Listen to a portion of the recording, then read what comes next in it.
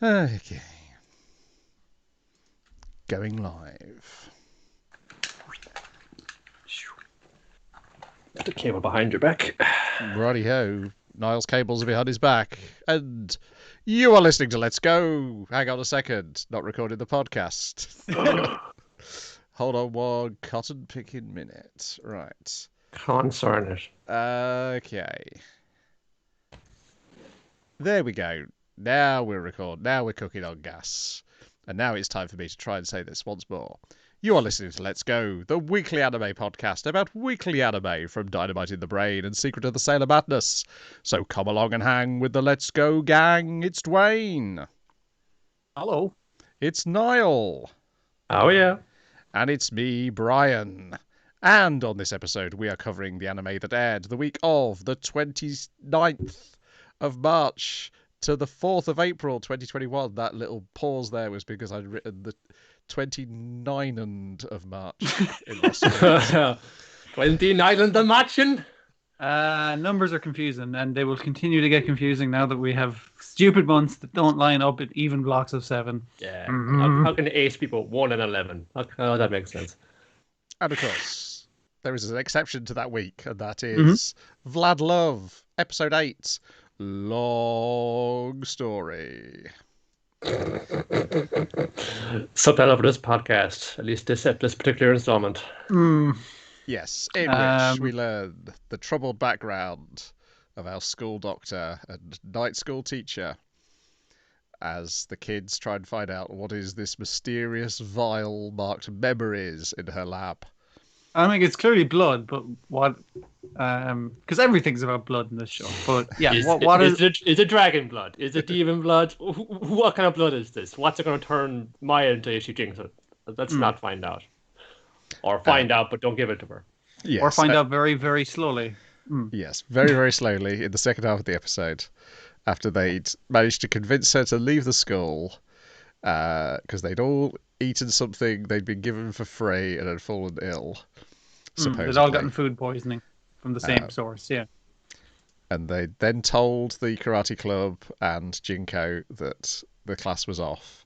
So all because the bad the teacher girls, had food poisoning. They're trying to keep their story straight.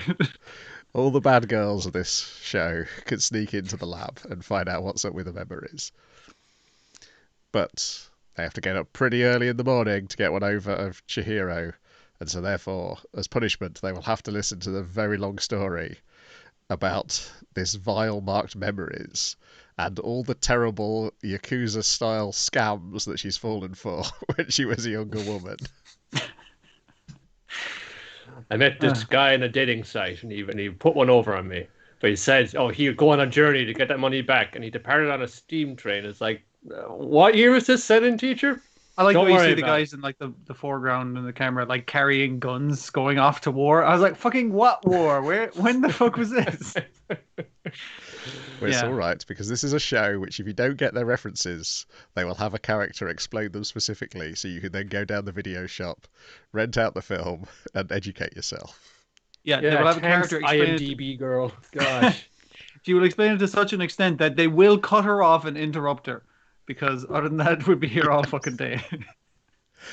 Yeah, there is one just like really harsh cut of them just get her dialogue just gets abruptly halted by the actual thing. Oh, and to get into the lab, of course, they have to request the assistance of a character who will be introduced in 2 episodes' time. It's been showing out of order, but that's the joke. Like that was pretty funny.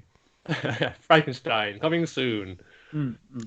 But yeah, the tiny nugget of information which might be important later is that Chihiro had been working on this pill which gave you immense energy. It gives you enough energy to run a marathon or something? Something like that, yes. Yeah. Jagar set up it all. It's like, yes, I got it, but it's a glyco, man, on the side of the box. If you go down to the river in Osaka, you'll see the big neon sign with him on it. And yeah, to the point where I was like, oh, was all this story just a misdirect from them asking about is that something related to the memories rather than what she actually says, which is she says it's the blood collected of all her exes that she's put in a vial. Yeah. But I mean, that's kind of related to her research where she was studying blood, and like this pill is like a blood derivative, it seems. Yeah, the real story is that, but they seem to be dead set in finding out about the blood because we don't want Mai getting that because she might turn into, I don't know, a werewolf or some shit like that. Yeah, so we don't want her getting into it. She know what's in it, but it's like, so yeah, this pill, but just got a little like after they took VLADLOVE home, she's got it like right there in her hand. It's like stupid kids, they have no idea. Also, she has bored them all to sleep at this point by the end of the episode. Which maybe was her plan, because she several times tried to distract him from the story about the pill. It's like, forget about the pill. This is a new part of the story. Wait, didn't you do this exact thing in the last scene? It's like, no, this was a different guy. This is the second guy. Yeah, it's a lot of fun. I really enjoy this show.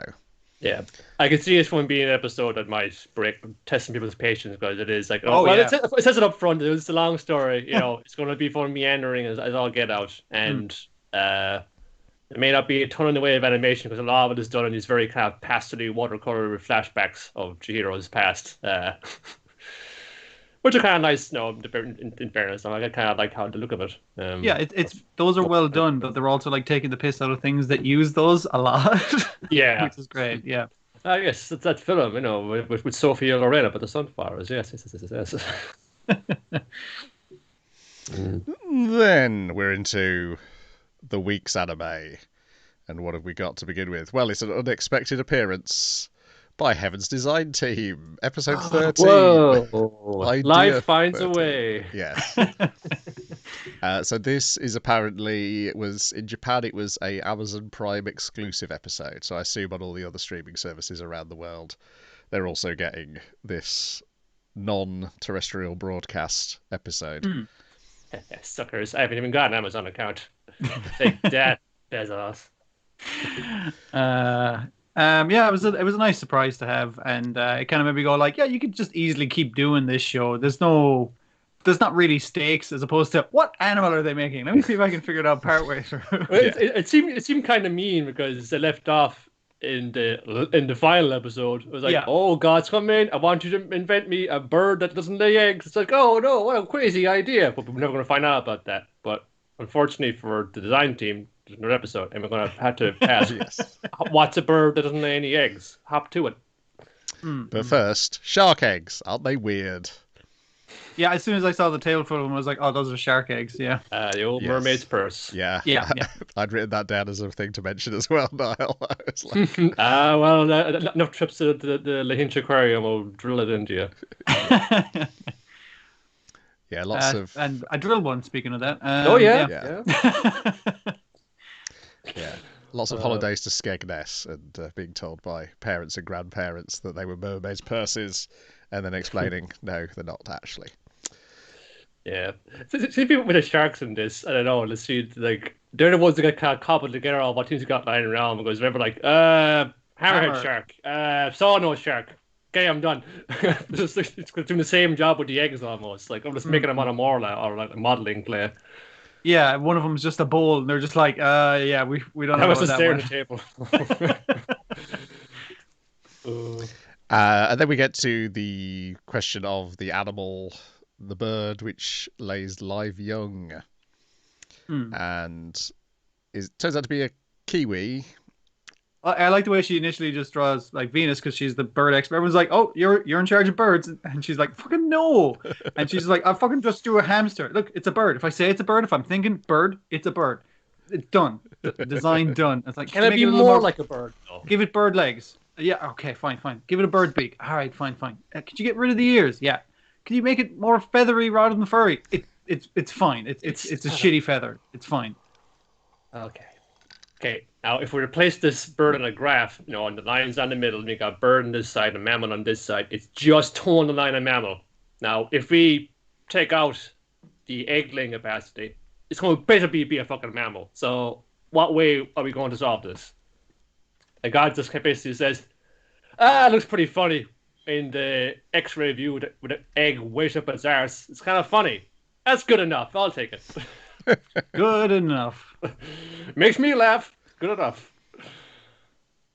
It's still pretty cute, so it all works out. Yeah. And you get to learn like interesting things about bird biology in general, like why to have the hollow bones, and the calcium comes from the mother bird, and that's what creates the eggshell, and then the chicken side absorbs the calcium, which makes the both forms their bones, but also it makes the egg weaker so they can break out of it.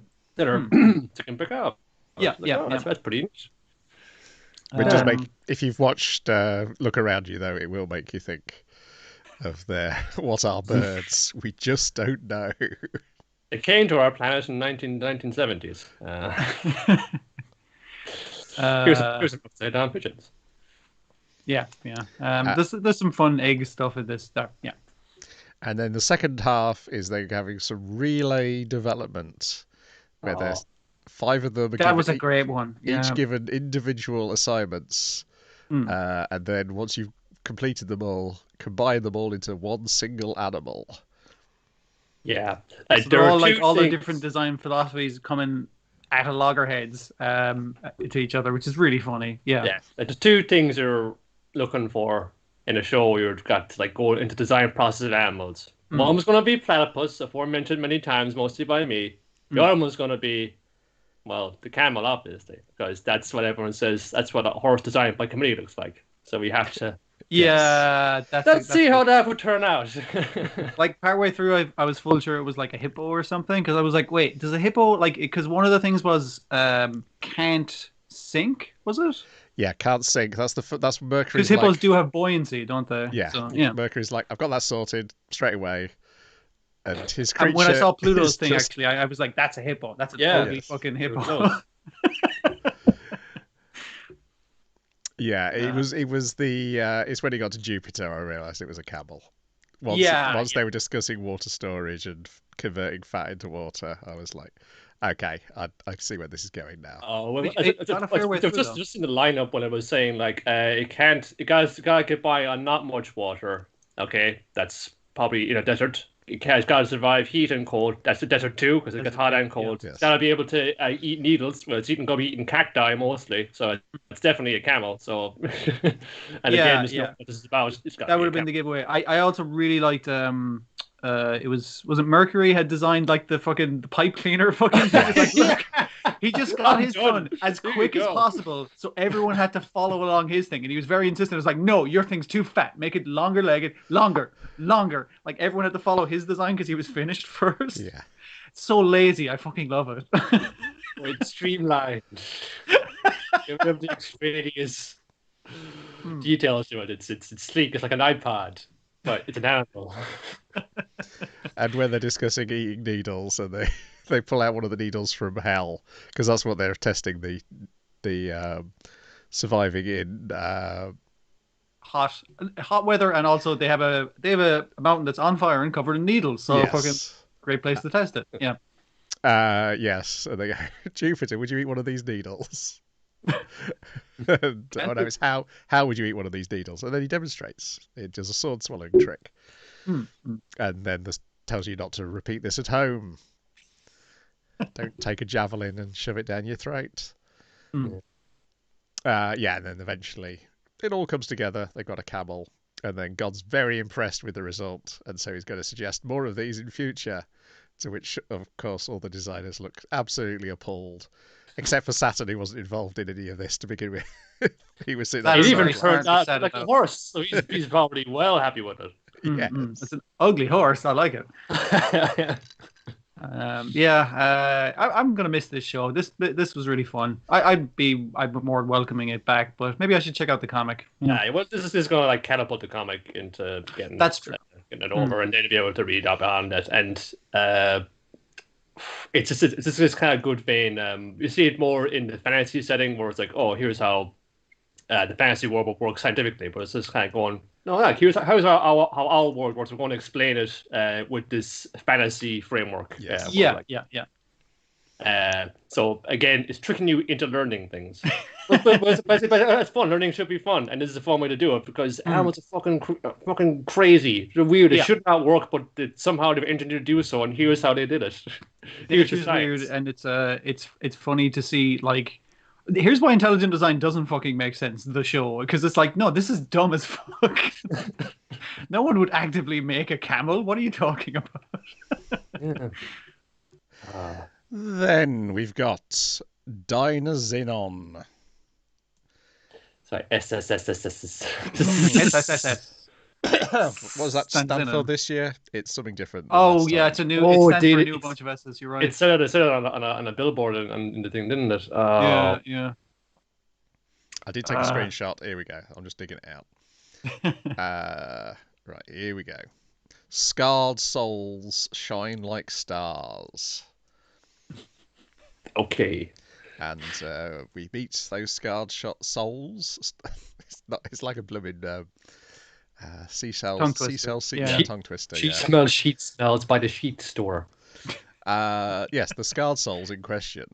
So we've got this high school boy, Yagomi, who appears to be not enjoying the man who his mum's going out with. It's not my real dad. Yes. We've got a classmate who seems to get off on breaking promises. We've got a high school dropout who's hanging out with her cousin, who is refusing to look for a job. And then we've got Galma, who is a weirdo who shows up and drags these four people into his nonsense. An excellent character type that I'm Yeah. always fond of seeing. Like, Yes. besides him, like, he's obviously up to something else there. It just sort of starts out like it's going to be a regular anime high school drama going on. Yeah, yeah. And then midway through, shit, a monster's attacking. Everybody, hop into my robot. We gotta fight it. Whoa, what? Well, yeah, except, of course, it's not quite the typical normal high school drama, because it has very pointedly cuts in with we've got their teacher talking about the difference between Epicurus's hedonism and stoicism, which then cuts away from the two kids in school to the two who have dropped out of life.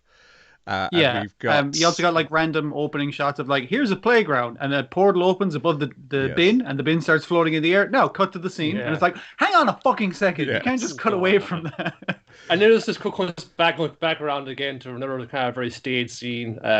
It is a bit like there's a button labeled Evangelion, and someone just like, or a dial even, someone just like ratchet that up all the way up. And you've also got Yume Minami, the schoolgirl. She's wandering around with two interlocked anks. And I believe when you're wondering, it's people who have the anks are the dead people, aren't they, in Egyptian mythology? If you're carrying an ank, you're dead. It's a token given to the dead or something like that. Yeah. So is that something to do with her past and why she's like leaving people in the lurch? Yeah, we see it's the flashback. something to do with with her the deceased sister. That is it like her sister has left her, so she's leaving people. Yeah. And is that the kind of thing. memorial service that the two cousins are supposed to be going to the next day? Possibly, yeah. Well, I get the impression that the I suppose it could be like the 1 year anniversary or something. Yeah, that could be. Yeah. Because it's definitely the impression that she's been gone for a long time, was haven't even like taken down anything in the room. It's just left the exact way it was after she passed. But also Galma is here, who is a really tall young man in what seems to be like a school uniform that's too small for him, and not the school uniform being worn by any of the other people who go to school in this world. It looks more like a crop top made on a masking tape. Yes. I believe, I don't know if you could confirm this, Dwayne, now a resident Transformers expert. Oh yes, Ardor Transformers. Yeah, I was looking into it. That it's Beast Wars this time as the theme. It's Beast Wars and G2. Our shutting guy, he's some fucking, I think it's a recolor of like one of the Beast Wars Megatrons. I can't fucking figure it out. The fucking stripe is throwing me. Our pink-haired fella with the dressed like a mummy, he's like some recolor of Spitor, who was a frog. God, who else we got? Our main blue-haired kid is like Night Racer, I think. It's just the neon yellow and the blue and orange kind of thing. The little girl is fucking pterosaur, I think. And then like the one that was weird was like the girl who breaks her promises, like Transmetal Rampage. He's a big crab, and it's some of the colors fucking are similar. That seems to be a tough one because it doesn't have like as garish a design as some of the other characters do. Yeah, like the colors. If it is like Transmetal Rampage, like the colors are more subdued, and it's like, is there a big backpack? The shell? I don't fucking know. I'm still on the fence about that one. Yes, so because I was looking into this to see what other people had, and that seems to be the consensus. Yeah. Yomogi finds Galba under a bridge, and who's starving, and so he gives him a roll, which I think is the same roll which was given in the first episode of Gridman. Yeah, like, it's the same. It's the whole egg in the sandwich, or there's probably got a specific name for the egg sandwich. I love the trope of the guy who gets everyone into his bullshit, and also the poor starving guy underneath the bridge is that fucking guy. Yeah. It's a very common one, but it's still funny for some reason, because this kid looking at this guy's like, don't drag me into your shit, no. Right, yeah. And it's well meant to be the big hero, but they can't seem to take care of themselves to an adequate degree. Yeah. It's a good bit. And the fact that Yomogi later runs away from him, but then Galba helps him out because he goes and confronts. And I did like the bit where you cut back to Yomogi and you could hear Galba shouting at the distance at Minami. Yeah, he's only like feet away from him, within shouting distance, literally. Yes. Yeah. Is Yomogi's co-worker at the Konbini, the senpai there? Because it's probably just like she has bleached blonde hair and the roots are coming back in. Is she a transformer? I haven't figured that one out yet. I bet it is, because they all fucking were in the last one. There's a bunch more characters to be introduced yet, so... and he sees they see a kaiju, and he tries to use his powers because he's a kaiju user, and that fails to work. So he has to grab the glowing dragon statue, which he's carrying in a bag on his waist, which converts into a giant robot. And the cousins are seeing all this happen. Because they went out to check out the giant monster in town. Yeah. Yomogi and Yume are dragged into it as well, and then it also grabs. It is Kiyomi is the older cousin. Yeah, the initial appearance of this is really cool because it's like the kind of neon wireframe model of it. Yes. Which reminds a lot again of certain intros to Transformers, and particularly in the movie when Megatron gets turned to Galvatron, you see the kind of the wireframe cutaway of the inside of him as he gets morphed. It's a cool effect. I dig it. Also, this is a polydactyl mecha because it has 6 fingers when it goes to grab. Yeah. Interesting. So all 4 of them are in it. Galba's trying to get it to work. He yells at the others not to do anything. There's like a very basic Atari joystick, and they all seem to be like in the mouth of a T-Rex looking thing, and they can see like the screens are like the inside of the teeth. Yeah. They can see the other pilots, for lack of a better term. Yeah. And they try fighting the kaiju. They get the first theme tune. I assume a piece of music. I assume the second piece of music is going to be our theme tune, just like in Gridman. Yeah.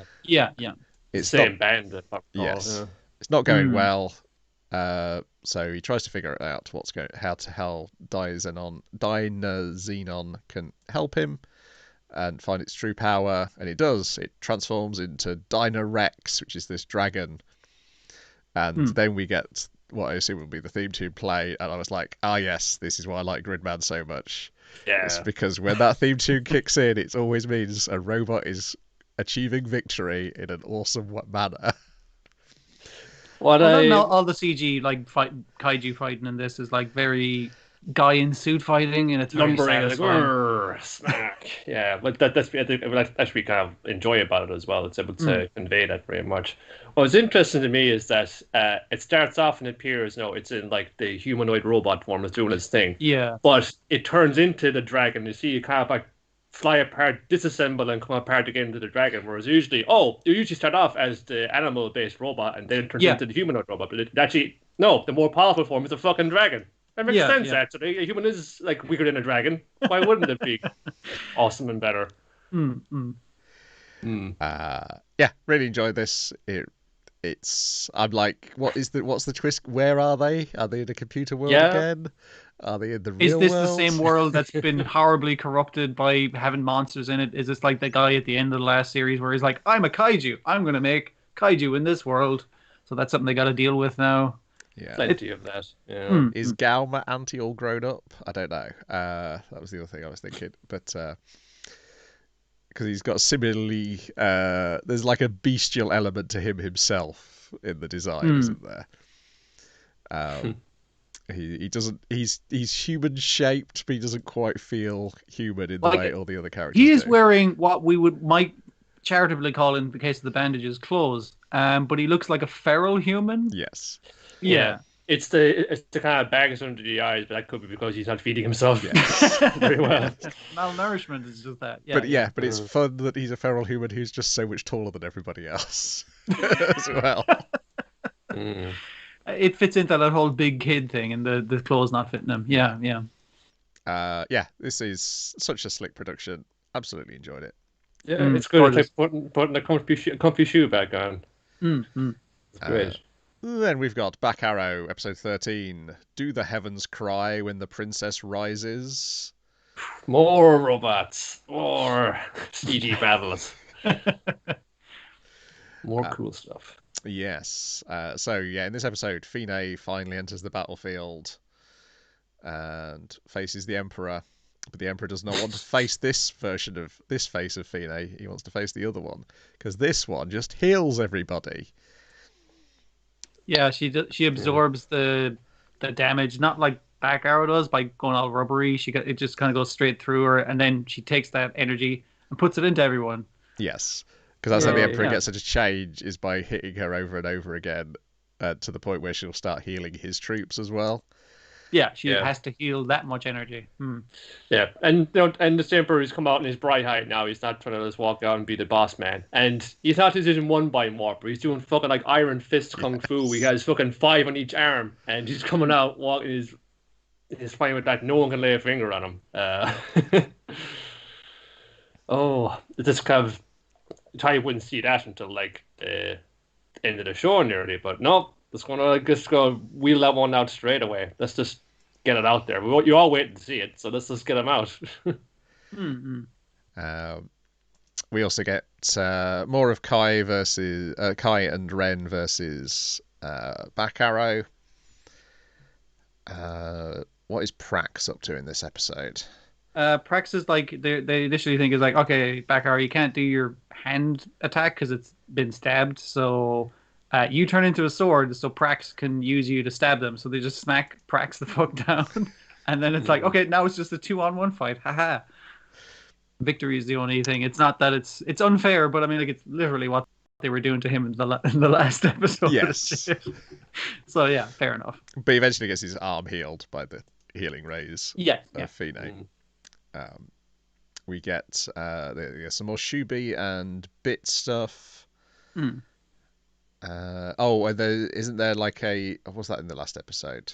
I think I was in the last episode. I can't remember. Where was the discussion between Atlee and it was in the last episode. I think that was that's episode, yeah. Because they're too busy. They've teamed up with 2 of the guys who captured them prior. That's it. That's their thing, this one. And it's those 2 individually and 2 of the guys on her squad of guys who can't fly but have the same looking mech versus like 2 of the generals. Yeah. The dragon dude and the bull dude. Yes. And then the final scene is the other face of Fine revealing and her mecha converting to reflect her new personality. Really neat. I mean, like the new opening and a lot of shots of our mysterious fat dude who has lost a lot of weight all of a sudden. So, he's coming to the fore as well. Finally digested his robot. Yeah, we see him watching everything going on throughout the episode, don't we? Looking on with great interest. I'm pretty sure it's going to follow exactly the same pacing as Kill la Kill and Gurren Lagann did. That there's going to be some reveal in episode 16 of who the true foe really is. Yeah, there's going to be something enormous. No, Oh, that wall is going to be. The wall is definitely a bind warper. It's got to be. Yeah. So many places that could go because it's always happening right now, and kind of the whole question of what's on the side of the wall has just been parked for now. But it's going to come back, and it's probably going to be something that will be revealed over the course of this conflict. It's going to cut to the core of that. Yeah, pretty quick. Then we've got Dragon Quest: The Adventure of Dai, episode 26, The Dragon Master's Approach, in which Pop pretends to be a mean guy so that no one will stop him when he goes on his suicide mission to go and stop these Dragon Masters all on his own. I thought that was that would generally be like a really cliched thing, but like none of these guys know him that well, so I was like, oh, this actually works quite well. Yes. Yeah, but he has been kind of cowardly in even recent history. Crocodile has respect for him when he overcame his cowardice that one time, but hasn't been hanging around with him that much. The princess doesn't know him that fucking well. And this new woman who's fallen in love with him is also kind of like, I just think he's really cool. It's like, oh, well, he seems to be a coward. I hate you. That's right. I don't like you anymore is I think the thing she says, which reveals that, oh, so you did like me. Okay, interesting. Sorry, baby. I gotta save the world. You've got to go and murder a whole load of dragons. In one attack. They've also like went to the local king and went, hey, can we hide Dai in your dungeon? And he's like, well, we do worship dragons, but like, yeah, cool, go for it.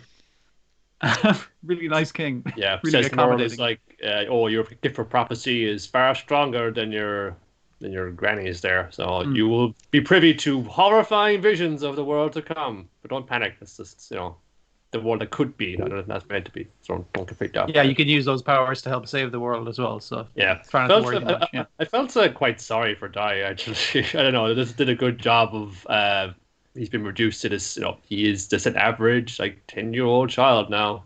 He doesn't know what the fuck's going on. He's scared, understandably scared, frightened. He's been locked in a prison cell. He doesn't know why he's done wrong. I like Crocodile's thing. It was like, princess, do you know about imprinting? And it's like when an animal hatches, when you hatch from an egg, you imprint on the adult. So if his dad comes, he'll imprint on his dad. It's like, we're different than you, Crocodile. We don't hatch from eggs, but... I'm probably right, though, in this case. Also, you're a big important father figure. Yes. You have a wife being prints upon you. That'd be kind of cool, actually. Yeah. I think it's because they're both Dragon Knights. Yeah, that's probably what he's thinking. If he shows him a mirror with his mark on his head, and he shows, look, I have the same mark, same thing, and it'd be just like, oh, you're my dad then. Yeah, cool. Yeah, he does bring the mark up, doesn't he? He does, yeah. In the discussion. Irrefutable proof. Yeah. And then we get the Dragon Masters, two of whom are absolute shits, and one of them is not. Two of them want to play with their food. Yeah, well, it's mostly Gal Dandy. No relation to Bell Dandy. But he's the sadistic one. The Walrus man is just like, he's just in it for the crack, and then the Earth one is just like the more level-headed. He's just professional, let's either do the business, then just having fun with it. But Pop did kill Gal Dandy's dragon, and he's very upset about that. Well, Gal Dandy first was very happy because his dragon was the only one which hadn't got killed out of the 4 dragons. Yeah, Pop managed to kill all their mounts, and he was just your man's just like, all right, you 3 guys kill this guy. I'm gonna head on ahead. And Gal Dandy, the other 2 weren't that cut up. They were stupid fucking dragons dying very easily to a really massive magical attack. Whereas Gal Dandy's like, my one's great because it can fly. And Pop explodes its fucking head. That was pretty rad. And he's like, that was my favorite dragon. What the fuck? It was solid. He was my best friend. Now I get to kill you very painfully. Stab you with feathers that leak your magic, and stab you with the other color feathers that leak your stamina bar. Damn it! Oh, status effects. That's when you know you're getting up to high level things and putting curse poisons on you. But luckily for Pop, someone else is here. Unluckily, by Pop standards, yeah. Catch him when he falls. He finally gets held, though, in the way he wanted to be held earlier in the series. Thank goodness Crocodile said earlier on, where's Hyunkel? If only Hyunkel were here. Well, good news. Hyunkel is here. You're in trouble, Dragon Masters. End of episode. Yeah. I mean, gotta give it a pop. He did a lot better than we expected him to. Took out like all of the mounts. Yeah. Baran can still just like fucking fly off like a fucking Super Saiyan, but to try to slow him down great. But at least he's holding down these three dudes, so we're gonna put up with them. Yeah. I mean, like they couldn't beat Baron before, but I mean, like Baron and 3 other guys is a bigger problem, sure. Yeah, that donk spell, it seems quite powerful. It'd be good. No, still not tough up with these guys as well. The Walrus dude was like actually a pretty scary guy. You know, he should be a ridiculous character, but he gets right up in your face. Quite a big tusk, and scary. I noticed he was the only one. Like someone got saddles on their dragons. He's put like a whole like a throne, like an easy chair on his ones. You can just kind of just back while he's riding. At least he had the bigger one as well. His was a dragon turtle as well, wasn't it? Yeah. It was the bigger one. Which was one of those monsters in D&D that I always wanted to use, and I could never find a way to put one into an adventure. Bring in Dragon Masters. Get some Walrus Man's going. Got it sorted out now. Yeah, just rip it straight out of a show hopefully the players haven't seen. Certainly never done that before. People falling into magical pools of water which turn them into animals. Yeah. I appreciate too when they've introduced. I did lieutenants of one of the other lieutenants of the main villain that didn't do the thing like send them one after another to harass the heroes. No, we're just all going to ride in like a posse and just mow them down. That's going to be our like plan one. We're going to do that. Yeah, and instead the heroes are sending one at a time to deal with them. Yeah, I really enjoyed this show.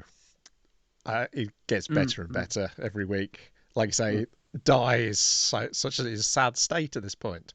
Because you know where he's come from and everything, and of course we've seen it for a 10-year-old as well. Again, he's had some fucking cool moments, particularly when he was defeating Flazard back when it's like, I want to be that 10-year-old kid when I grow up because he's fucking class. You see, like no, he's just complete polar opposite thing. It's just like he was what a child his age actually will probably be liking this, and it's really harrowing to watch because we know he's not like this. But we know from the new ending credits that he will get a cool set of armor, probably the super rare set at some point in the near future, and subtly altering the opening credits as well. But now Baran's the main dude coming at him. Yeah.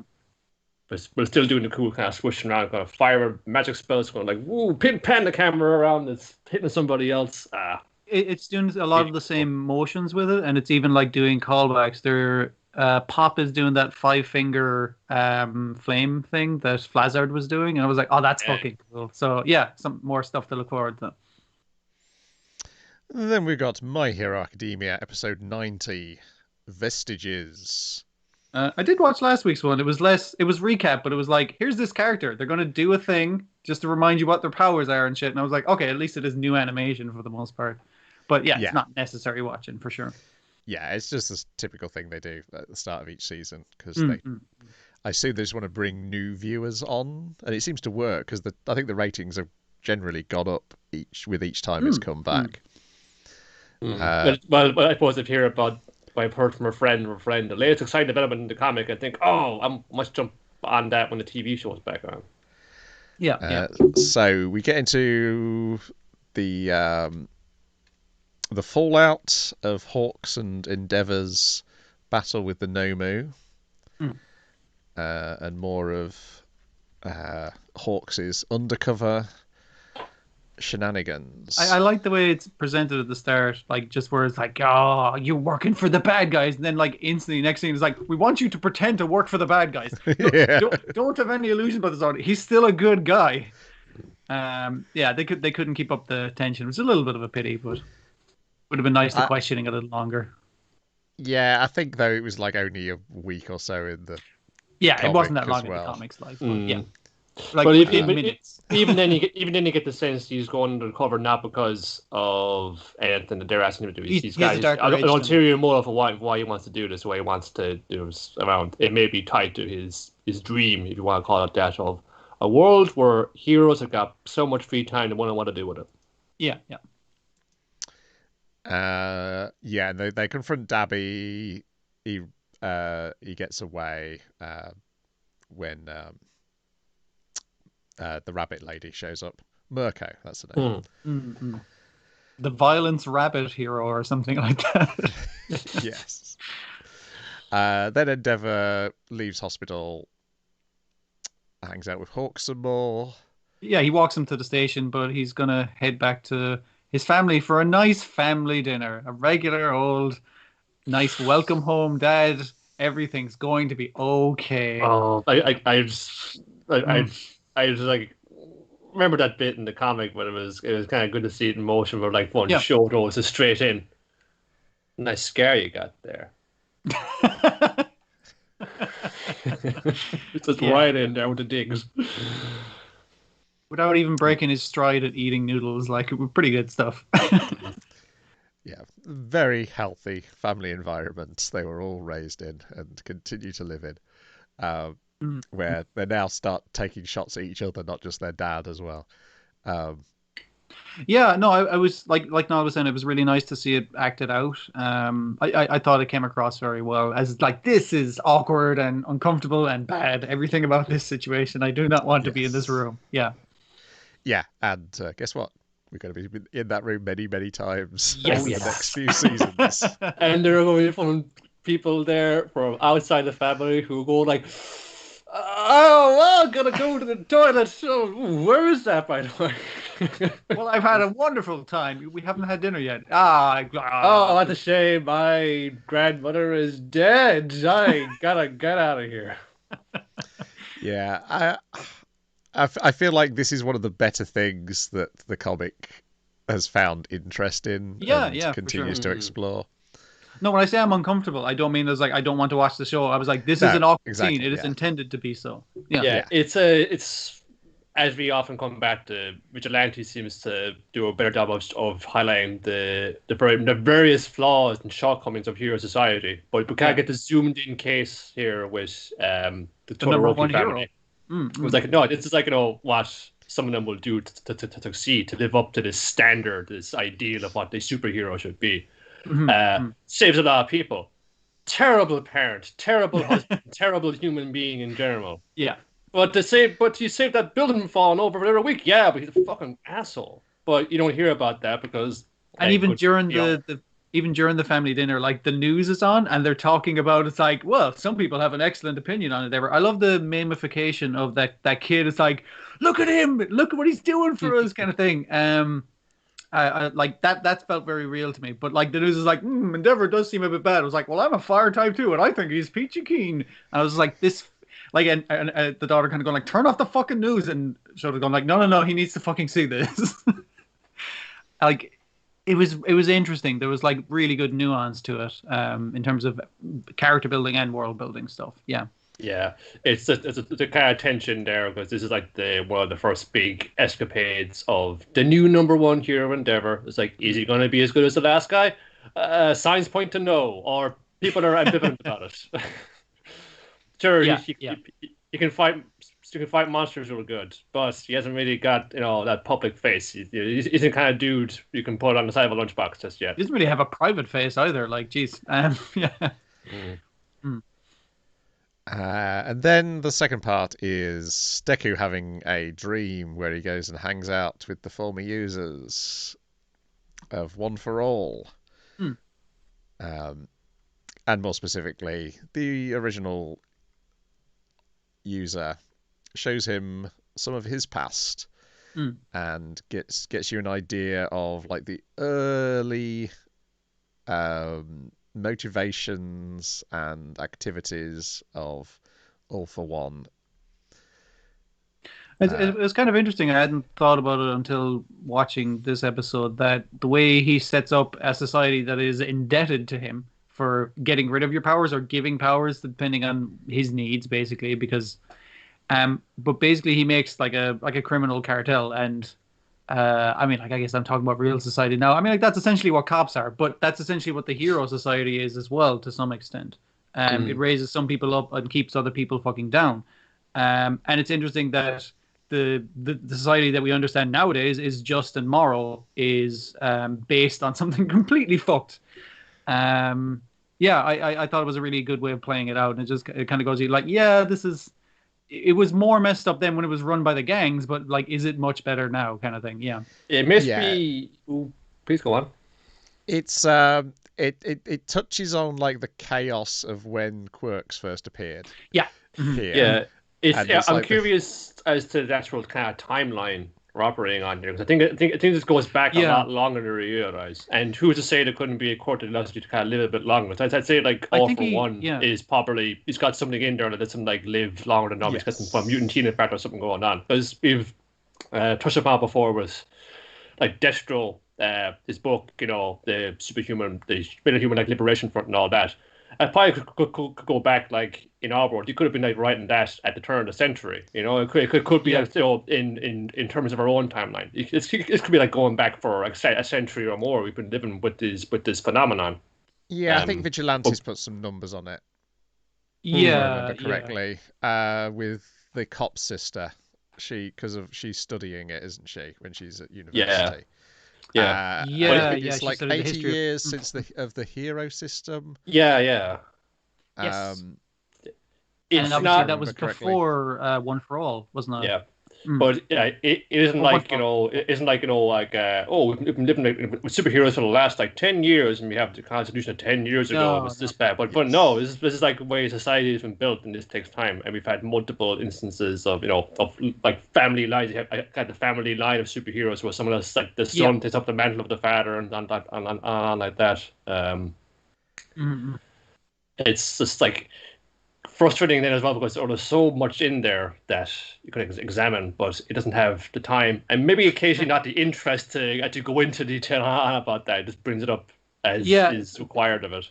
The idea is like, we often said it of My Hero Academia, one of the flaws of it are like the idea of kids going to school to learn superhero powers. That's cool. That's a cool concept. Generational superheroes and how society built in that, like how that is bad and good and the negatives of it. That's interesting, and I see how it's related to the school kids.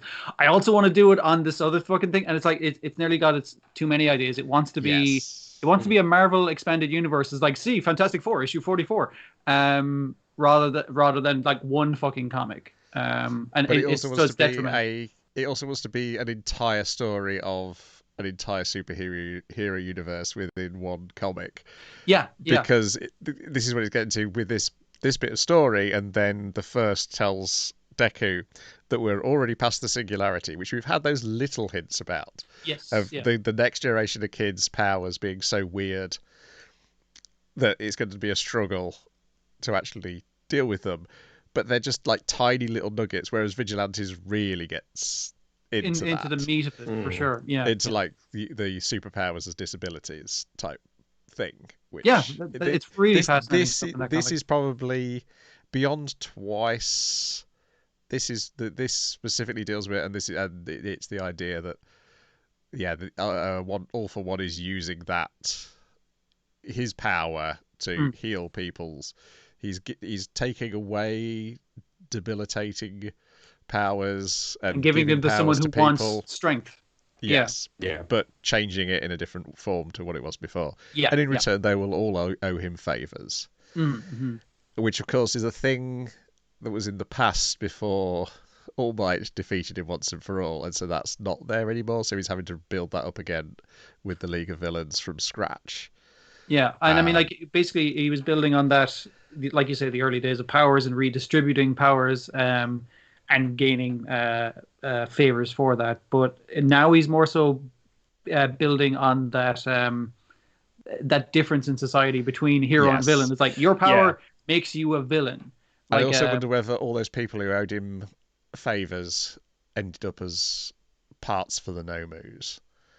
I think a bunch of them did, or he took a guy and like put a bunch of powers in him until like that guy was nothing. I wonder again if there are guys who own favors who are like, high-ranking members of the government or the police force or something like that, Who's to say that could happen give them either? an excellent ability that would take them further in society. I assume it's like, hey, I want to be a scientist. Well, you know what would be handy for you? Microscopic vision. I got one of those.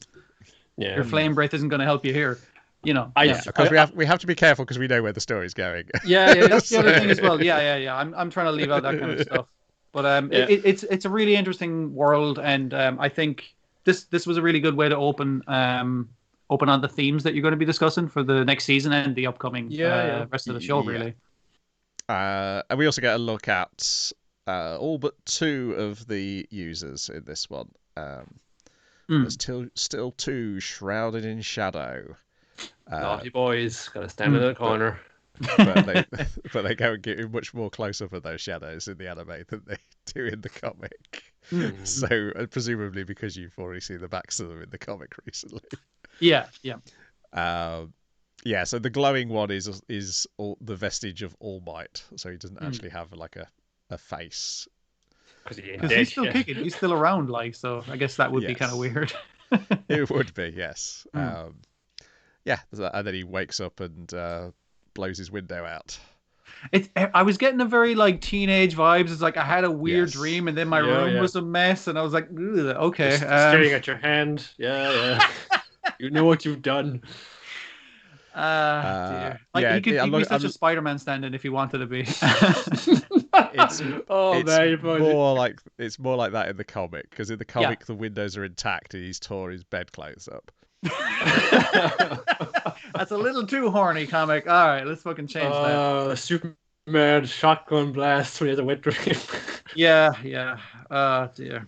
I mean, it has those kind of things as well, which could be fun. But I mean, the unfortunate thing is, this was an excellent fucking opening. I'm still considering this might be the one I drop because we're caught up in it in the comic. Yeah. I think I'll still watch it. But watch it in your own time. It's going to get fun. We have the interclass little competition here, and we can see. And it's cool to see, because we've seen a little bit before in other interclass interactions. But here is how they always work in the field. Here's how they all work together as teams as well, and they got some interesting things going on, and they get one over on some of your favorites in the first class, more often than you think. And it's cool seeing Shindo back there as well. But it's he's this kind of opposite foil to Deku. Well, not opposite type, but he's not going for kind of the clean cut. I'm going to be the bright and shining hero that people flock to and look for comfort now. Because of who he is and what his powers, I'm kind of a bit more, dour, a little bit more intimidating. Yeah, but he also has the problem where he is prejudged by society. Mind control is a bad guy power, that kind of thing. Yeah. But it's no, I want to be a hero though. I want to be a good guy. Which is why it's cool. It's have a Eraserhead take some guy under his wing, and he comes, I know what that feels, kid. Or I'll show you how to put up with that. Well, I hope you didn't want to know what everything happens in the next 6 episodes. They'll fucking say that in the next episode. It's very clear that's what's happening. I mean, he's going to come out, he had the fun same, extendo bandages that fucking... he was in the opening, as well, so whatever. Jesus. It's not going to have much... the interclass stuff is going to be fun, but it's not going to have much in terms of the world-building plot stuff, so it was good to get that started here. But I'm excited to see that, because there's a lot of weird powers, and I think they'll be fun when they're animated well and interestingly. Should be good to see. Now telling me all about Thunderbolt Fantasy Sword Seekers 3, Episode 1, The Void Junction. Oh, okay. I don't know half of these guys, and I'm fucking happy out. It's great. I just jumped in. I did not watch the last season or 2 movies. So I'm just throw me in the deep end. Here we go. The movies are ever. The movies are okay. I watched a little bit of one with the Screaming Phoenix Killer. And it was okay. It was all right, but I think you need the kind of mainline stuff to really get you going. But you know who Shang Buhana is. You know who fucking Lin Setsu is. The enigmatic Gale. Here's a con artist, and here's the dude who he's chosen to be his best friend, who's a grumpy ass motherfucker who doesn't want to have anything to do with him. But at the end of the last series, they fought the big bad guy. He was this monk who turned mad because he had this vision of how the world should be put to rights, and happened to come into possession of a cursed sword that could the sword basically is meant to mind control you, so that you like are enslaved to it, and you go around killing people to feed the blood. But he's so intense that the sword was enslaved to him, because the sword's kind of like, I'm fine, you can put me down up and say, no, my blade, my sweet, I love you so. He's a bit intense. But it defeated him last time at the end of the last series. But the sword fell into a ravine, and Shang Bohan wants that back because it's kind of his job. He has this like scroll, the Sorcerer's Sword Index, where he keeps all these very dangerous magic weapons that he's been going around trying to stop him falling into the wrong hands. And I should really pick that up from the bottom of the cliff and put it in my box where no one can get the evil sword. Yeah. Now they gotta descend into the labyrinth of darkness, which I find out that they're in partway through, and we gotta get like the party together. So we gotta get Shang Wuhan, Grumpy Dude, gotta get Lin Zetsu, we gotta get the con man in. You're going to get Ling and Lang, gotta get the bard and his talking. What's that? I'm not sure what it is. It's not a bit loose. It's not a biwa, is it? Or is it a biwa? No, I'm not sure it's that either. I can't remember. It's got that big bowl.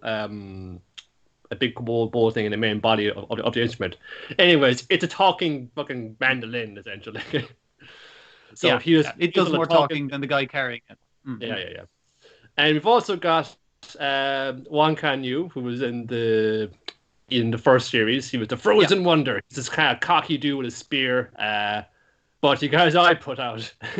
But he got hitched to the princess of the sort of like the priests of light style, of light. They're like, the good guys. We keep all the bad, evil, and the things sealed away. He got hitched to the princess of that in the first series. And I just got him and told to help him out with this job.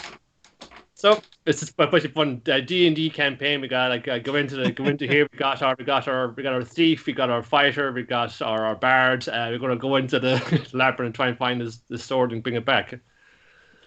The villains are watching on. It's your one who's like she's like a demon queen or something, or she's the Knight's Lament. Jing Jiang something, but like she's the kind of demon queen. She was part-time ally of them in the first series, but like as soon as she got her opportunity, like backstabbed him because she wants to like bring the demons back to our world, which would reignite the demon-human war from like not too long ago, actually. And two of the guys she's teamed up with are like, "Oh yeah, we'll work with you," but it's like, "Hey, wouldn't you getting that sword make it really good for you to open up the demonic world?" And she's like, "Oh, I hadn't thought about that." And they're kind of like, "Yeah, we have to fucking keep an eye on her at all fucking times. So only one of us can go kill Shang Buhan and the lads. You stay here and watch her." Yeah, which I thought was really fun. Like all the bad guys like fighting among themselves, kind of thing. Yeah, good stuff. I wonder as well, like, where she's made her base of operations in the middle of Labyrinth of Darkness, but it's at this confluence of different fucking dimensions almost, because and they're all linked by magic mirrors. Leaves that are also magic mirrors. Yes, plants grow with a magic mirror thing. So it's like wherever those things grow, if you can see it through this mirror, you can be able to kind of teleport yourself there and say, "Hey, wait a minute, does that mean?" Let's just say hypothetically, you had a magic mirror that pointed to the demon world. Do you bring the demons into our world? I don't know.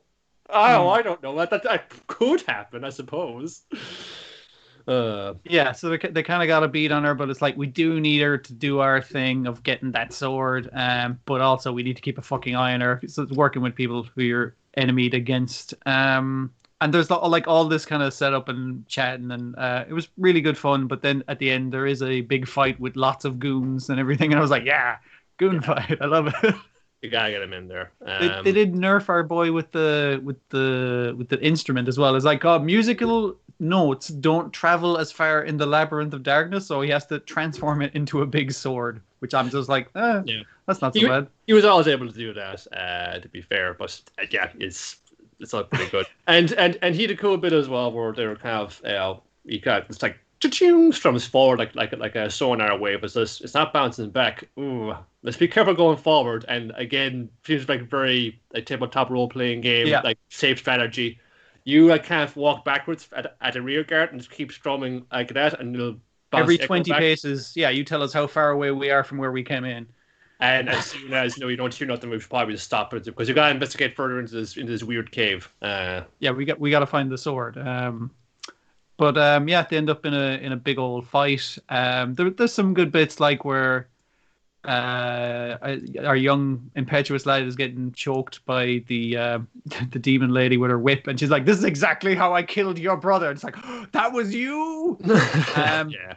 And he looks like he has it in for him, but our sneaky wizard lad has met a bunch of smoke clones of him, as far as I can tell. I don't know. It's a bunch of weirdness, but so he's like, I decided I'm going to fight as well by cloning this dude out of the smoke rings. I think is how he's doing it. I'm not exactly sure. He's always pulling shit like that. He's always pulling bullshit. But yeah, pretty fun. Oh, and the guy who's shown up to fight them with her is what does he call himself? The Mantis or something? Oh, these dudes are what's this? They are the Order of the Sacred Swarm. So I guess they're all insect team villains. And this guy, he has the title of the Mantis. So he's got these kind of particles you can kind of telekinetically throw around. And Shang Wuhan is like, that's bullshit. You should learn proper swordsmanship. But he's like, don't need to. I got magic, and he's just like making the things teleport and fly at Shang Wuhan. Very fun. It's fucking it's kind of straight back into it. It seems like it can be evolved a lot much more. It's more blatantly, this is like a tabletop role playing. I'm fine with that. That's appearance as well, because we have Akio Otsuka joining the cast. He's Wan Junpo. He's the senior in the Order of the Divine Swarm. He's used to step behind, so watch after the Knights Lament and pull a fast one on him. But I said, well, we could get a mask over his face. We don't need to have the very at times incongruous, then Papa Mouse go like one. They're not really following up the lip syncing very well. But I did notice that they had they had two different foreheads for him. They had a furrowed brow and an even more furrowed brow for when he's really angry. So they just switched those out between scenes. That was very funny to me. Yeah.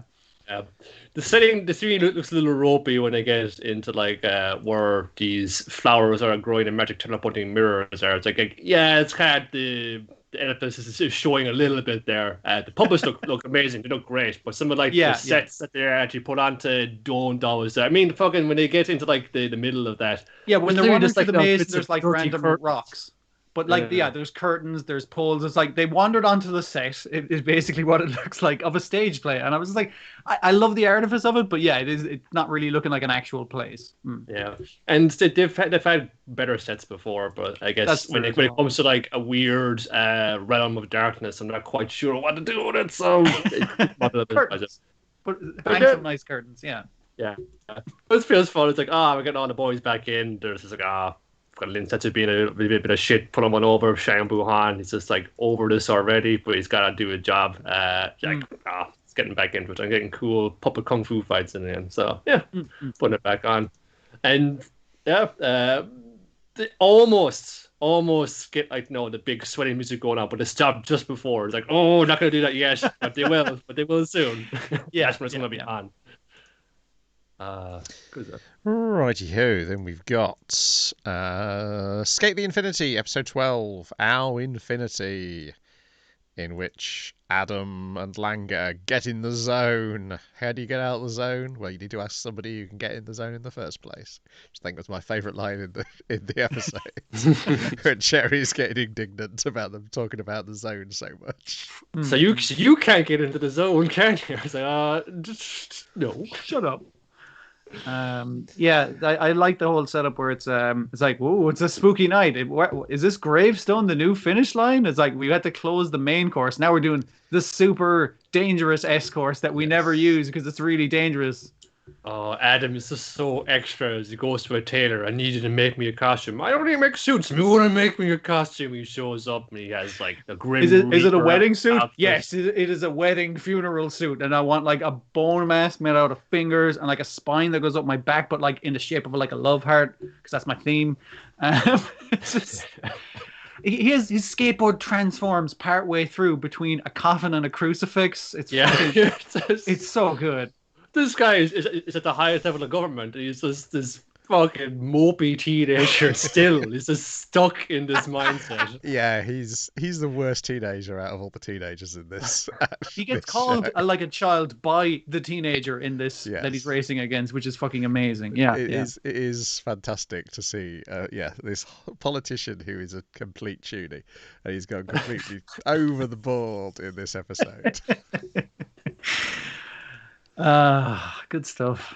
So he's trying to, he's just talking. He's straight out of a comic book.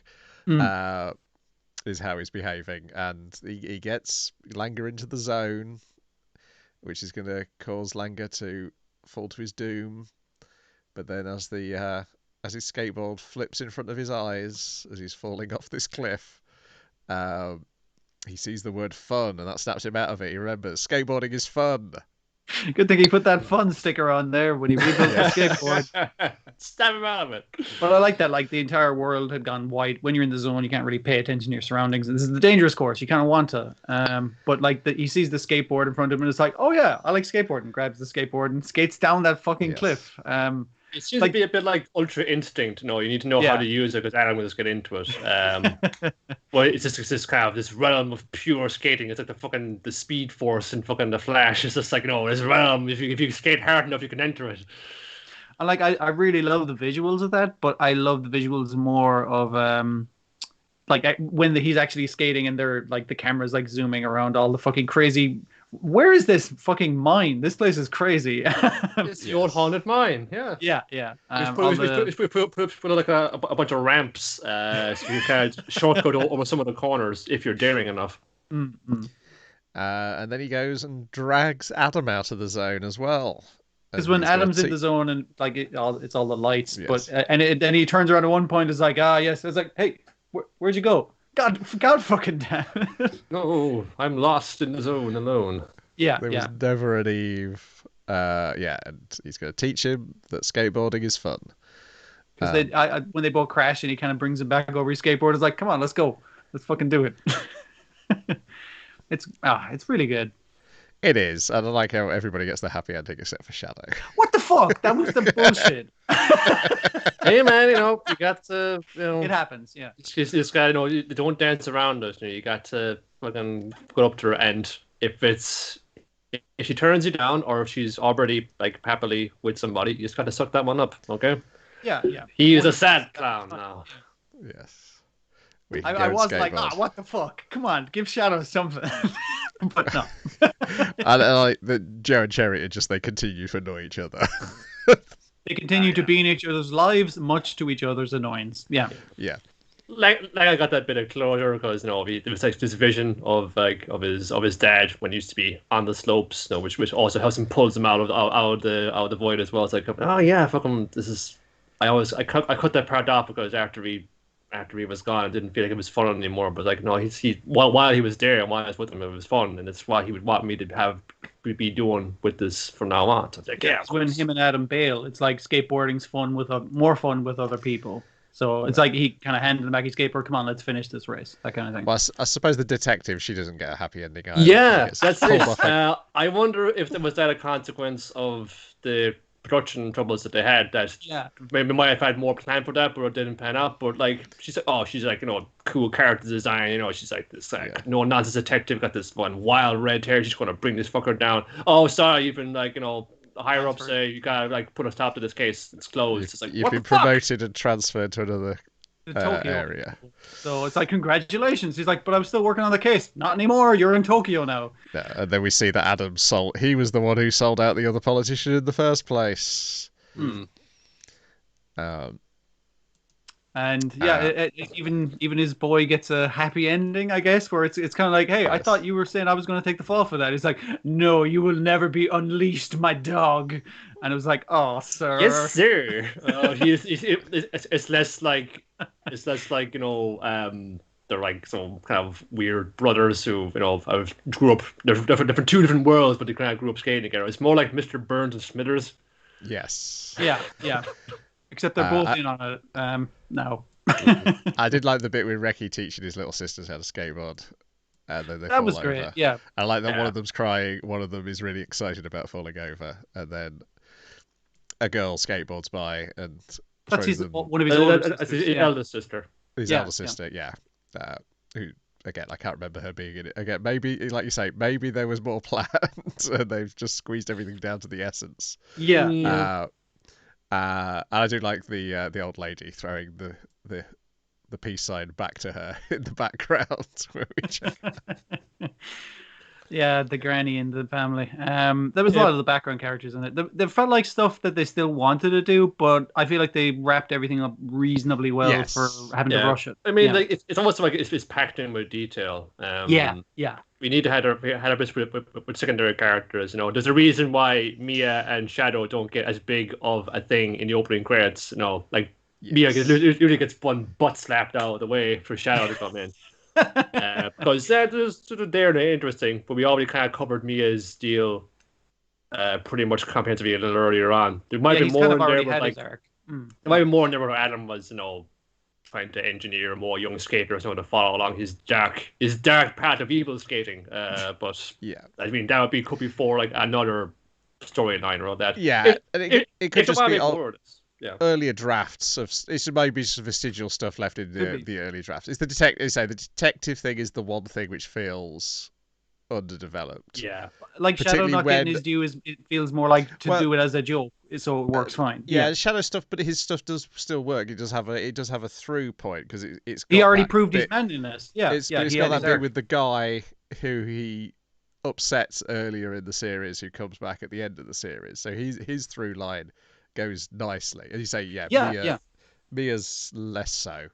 And the detectives is that's the detective storyline is probably the weakest part of the thing, but as a whole, it's great. The last episode's great. I think the important thing they needed to get really landed right was what was going on between Reki and Langa, and that's feeling of inadequacy that a lot of folks feel that takes time to kind of go to the various processes and stages of that, and then the eventual resolution of it. That's what they needed to devote time to, and they did, and that was the big thing to get out of the way. It was always going to end with a big showdown between Adam and Langa, and Langa would show like Adam the true essence of skating. That's fun, and they succeeded in that regard pretty admirably.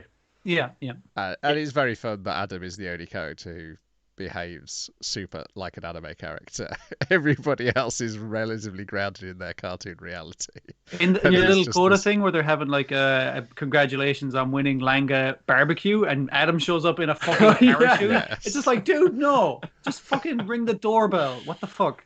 If they want to make more of this, providing they had a more reasonable schedule to work with, like the door is open right there. I mean, they made like tons of more free series and spin-offs, things like that. So if they want to make more Skate the Infinity and beyond.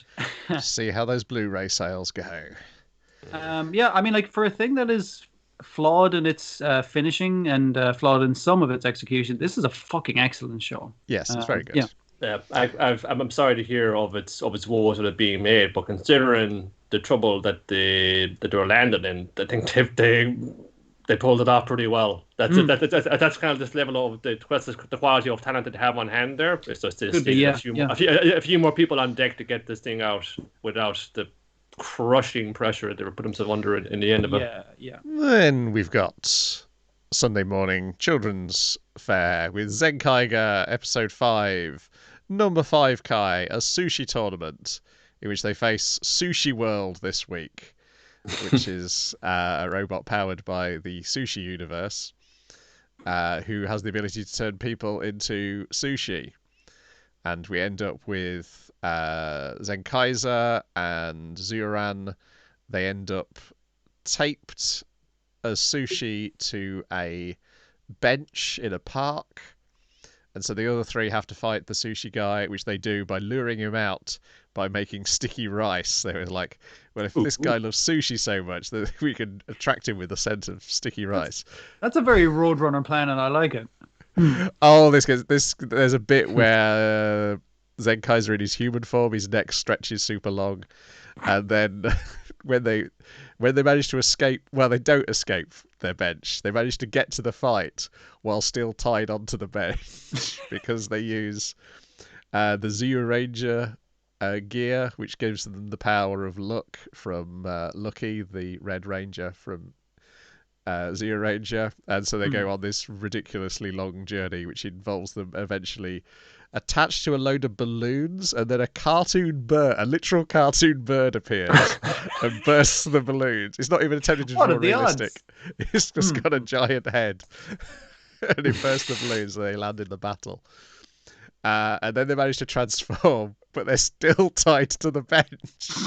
It's fantastic. Anyway, this is such a great show. I recommend if you're interested in watching a Sentai which has got a load of physical humor and a lot of good suit work and mime work. Yeah, Zenkaiger's absolutely cracking. I think eventually they're going to end up going into other dimensions. That was like hinted at in a little bit in this episode. And we get a human-looking bad guy show up next week. So what's going on there? Everyone else has been robots so far. Tell us about Tropical-Rouge Precure, Episode 6. It starts now, the Tropical Club. Unlike last week when I said it started then. It didn't. It starts now. That's because I hadn't figured out what the purpose of the club was going to be. And that's what they're going to do this year. We're going to put like our ideas into a hat. We're going to put them out and we're going to see what we go. So we'll do these roll ones. Okay, we got reading books. That's you, Minori. That's right. Let's try reading some books. This is pretty good. We already got a book club. Rejected. Okay. How about makeup club? Oh, it's pretty good. Oh, we like getting dolled up, like putting our best face forward. But school doesn't allow us to wear makeup because it's against policy, so that's out. What have you got? Make friends with Bunny Bun Bun. What the hell does this mean? That's me, says Asuka Senpai. I like playing knockout Animal Crossing, alright? So they're all just quietly and just playing with Switch. It's like fun. Oh yeah, fun. Get that. Yeah. Oh, he's giving you a gift. Oh, this is pretty good. However, school also won't allow us to play video games as a club, so probably that's out as well. It's like, what the hell are we gonna do? But then some posts, some previous students, some previous like alumni have come by. They graduated there 10 years ago, and they said, "Well, we're such best friends. We're gonna hide a little like trinket inside the school statue." But oh no, it's gone because they brought it down to the dump, down to the cyclone center in the last episode. Oh shit, what are we gonna do? And that's when the guy hits him. I know. Our club will be about doing what's most important right now. So whether that be tracking down this statue from the dump, which has now been turned into a monster, by the way, and find treasure that and helping these guys reaffirm their vow of friendship, or whether it be fighting a giant monster, as pretty curious, which is most important right now. So our club would be basically little problem solvers. Hey, all right. I was going to say it's not YOLO Club, is it? Okay. A little bit like that as well. Like, it's a little bit that, but it's YOLO, but with better intentions than this. Okay, yeah. Being like an impetuous piece of shit. And there's some nice little like visual comedy here as well, because they keep approaching the head of the student council with their ideas, and she kind of goes into it, and it's like gets rejected outright, and say, "Oh no, that's not going to fly." And then this kind of, "Okay, I'm going to back out slowly," and she's backing out of the student council room. She backs into their clubhouse, which is like on the other side of the school, so it's like it feels like the rooms are like right next door to each other. It's just a fun little bit. Next time, they get a seal mascot, or a sea fairy. Anyways, maybe their club duties extend to cleaning up the beach and conserving animals. Anyways, bad guys aren't up to much. Even like the witch of procrastination is saying, "You fools who failed for the last time, I'll destroy you. I'll destroy you tomorrow." Oh, I can't be bothered now. Anyways, on to the meat. Yes, then we've got a block of 3 shows which all air in the same block together on Tokyo MX. Moriarty the Patriot, Episode 12, A Scandal in the British Empire, Act 1. Ooh. Which what have they done diverts now? somewhat from A Scandal in Bohemia, as we have at least 4 different people plotting against each other in this episode. So first of all, Mycroft Holmes shows up and shoots his brother in the head with a paintball gun. Like it has the bit where Sherlock's like, "Hey," Watson's like, "Hey, you should eat this breakfast, Holmes. It's really good." It's like, "You put on like 7.5 pounds recently," and he's like, "Fucking what?" He's like, "Yeah, you got real fat." And he's like, "Fucking rude." And then he answers the door. It's like, "That must be a client," and the client's like, "Hey, you put on weight recently, haven't you, fatty?" And it's like, "Fucking, why is everyone picking on Watson today?" But yeah, it just rolls in and kicks Sherlock's ass, and he's like, "When will you defeat me, brother? This is 348-1." Or actually, no, Sherlock has never beaten him. Yes, Yeah. It was a good reset because they have like, on one hand it was all the deduction, all of that kind of picking out the little details. Also, Sherlock knows capoeira, so we gotta get about that. Yeah. This is what you're in for. This is anime. It's Savat, but for some reason it involves a lot of like flip kicking and. I've come to warn you about a woman. Watch out for women, Shirley. Bye. I'm off. You're not going to explain what that means? Nope. No. You're a smart Top guy. secret. You'll figure it out. I thought his landlord or landlady was going to be really pissed at him for that, but she was more so like, "I really loved watching Sherlock get his ass kicked and then shot in the head. That was great." My fantasy, my wet dream. Then we get Mycroft calling in. What rank is he? Moriarty. Oh, he's The like oldest. he's got a colonel in the army, so he's there in full dress uniform. Not like Brigadoon or no, I can't. Yeah, remember. I think Colonel's right is what they call him. And he's thanking him for dealing with the opium which was coming into London, and he's like, "Yeah, we've been watching your career with much interest," and you can see he's like, "Oh, you got a file on me, okay."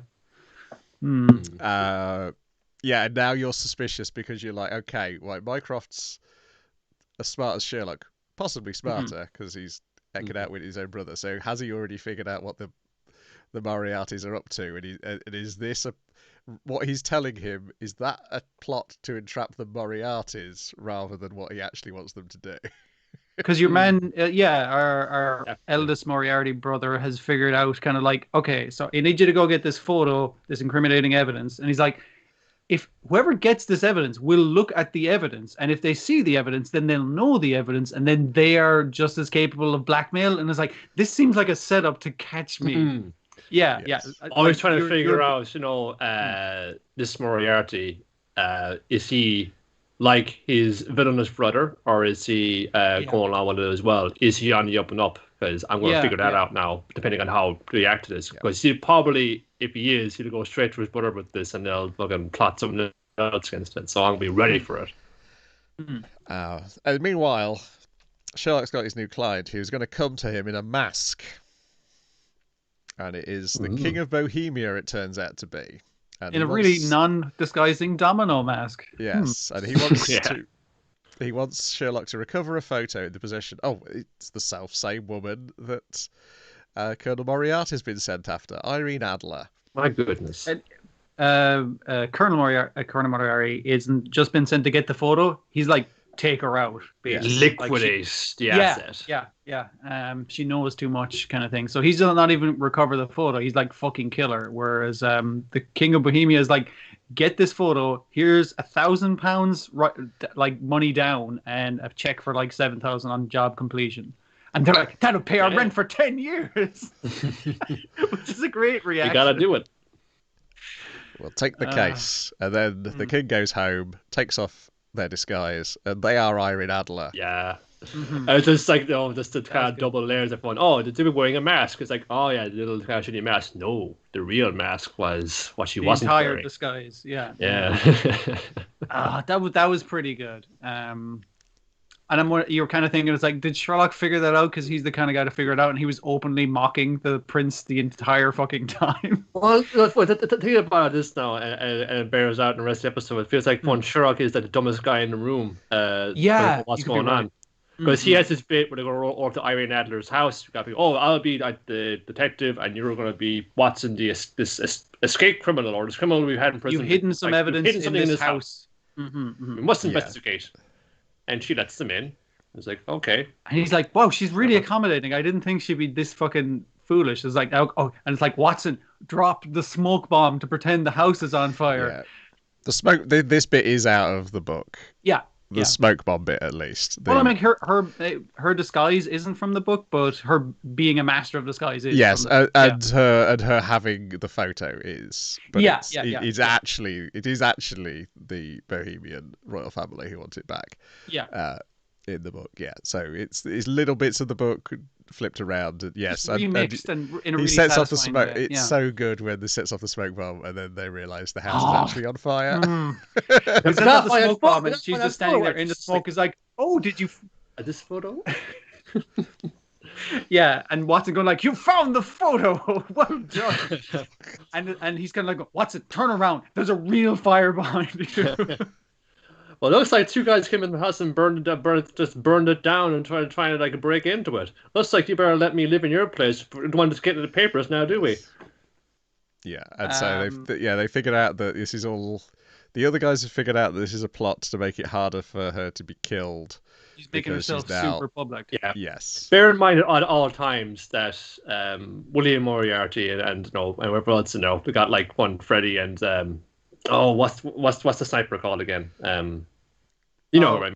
Yeah, I know the guy. Yes. But they've rented like the flat across the street above, and they're watching the comings and goings. They are also living on Baker Street and like across the way, watching everything fucking happen through the window, which is very funny. And they deliver her a letter as well at one point.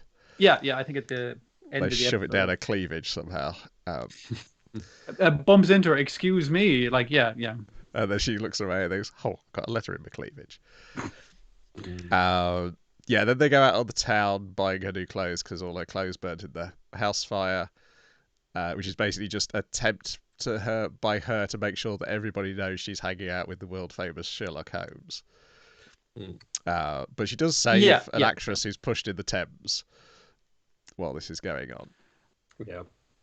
Yeah, because Sherlock's like, oh, this bullying is going to come to blows, and it's like, you're a regular peasant, you can't expect to do well in the auditions. She's like, and you want to just like, you're just afraid I'm going to fucking take the part from you.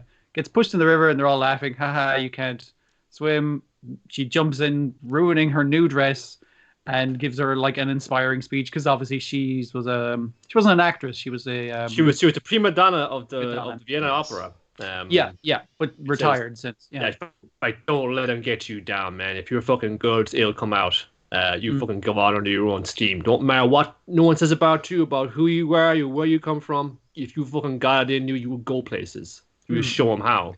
And then cut to the opposite camera, and Sherlock's got his shirt and jacket off. He's completely topless. He's like, here, you're soaked to the bone. Wear this. And she's like, you're fucking naked now, dude. You idiot. But yeah, so he's kind of like, I have completely misread the situation here. I didn't understand this woman at all. Yeah. But he also comes. He does like eliminate. He does the old eliminate the impossible.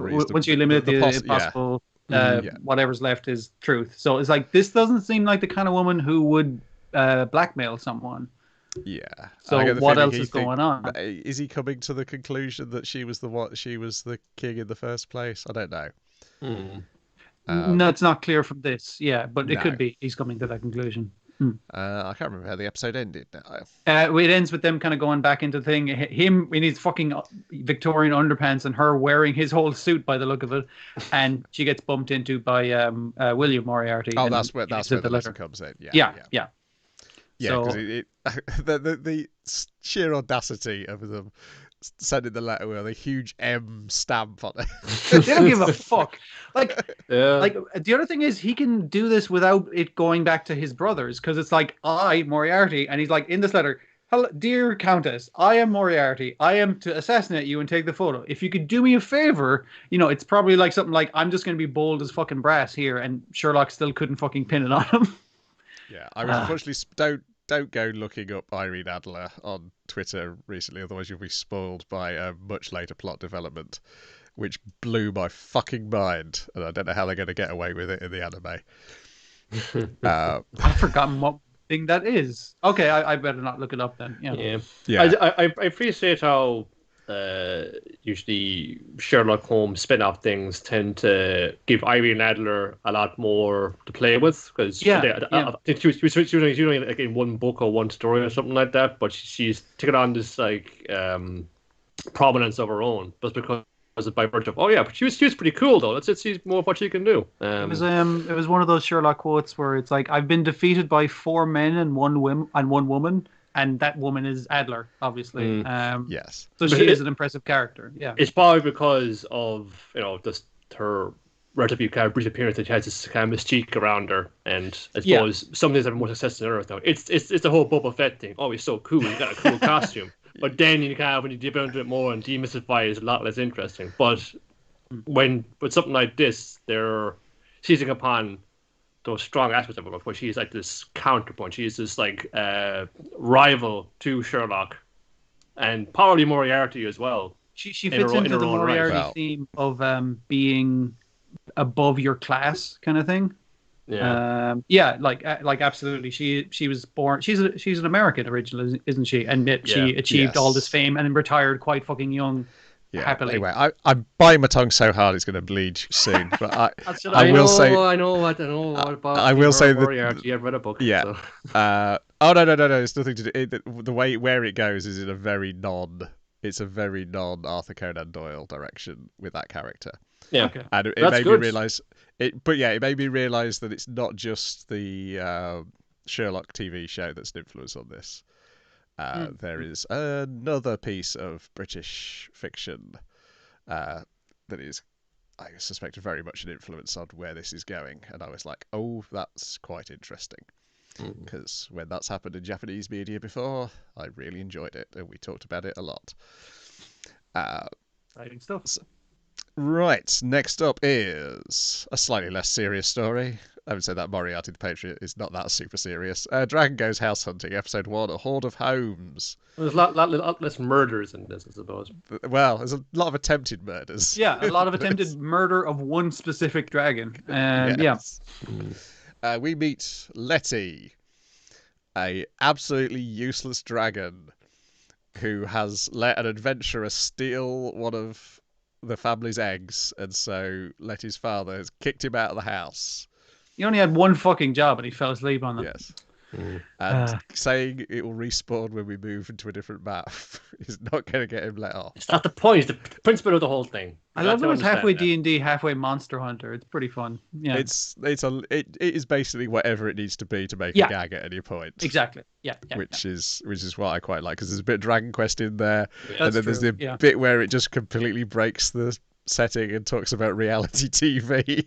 Yeah. I mean, it's grand. It's all makey-uppy cartoons anyway, so just do what you want to do. It's having fun with it. I even loved the slimes. I did like the slimes during the cave, because when an arm thing would morph out, would slime out of their body to make a gesture or make a little love heart, so the husband could go like, "Oh, darling."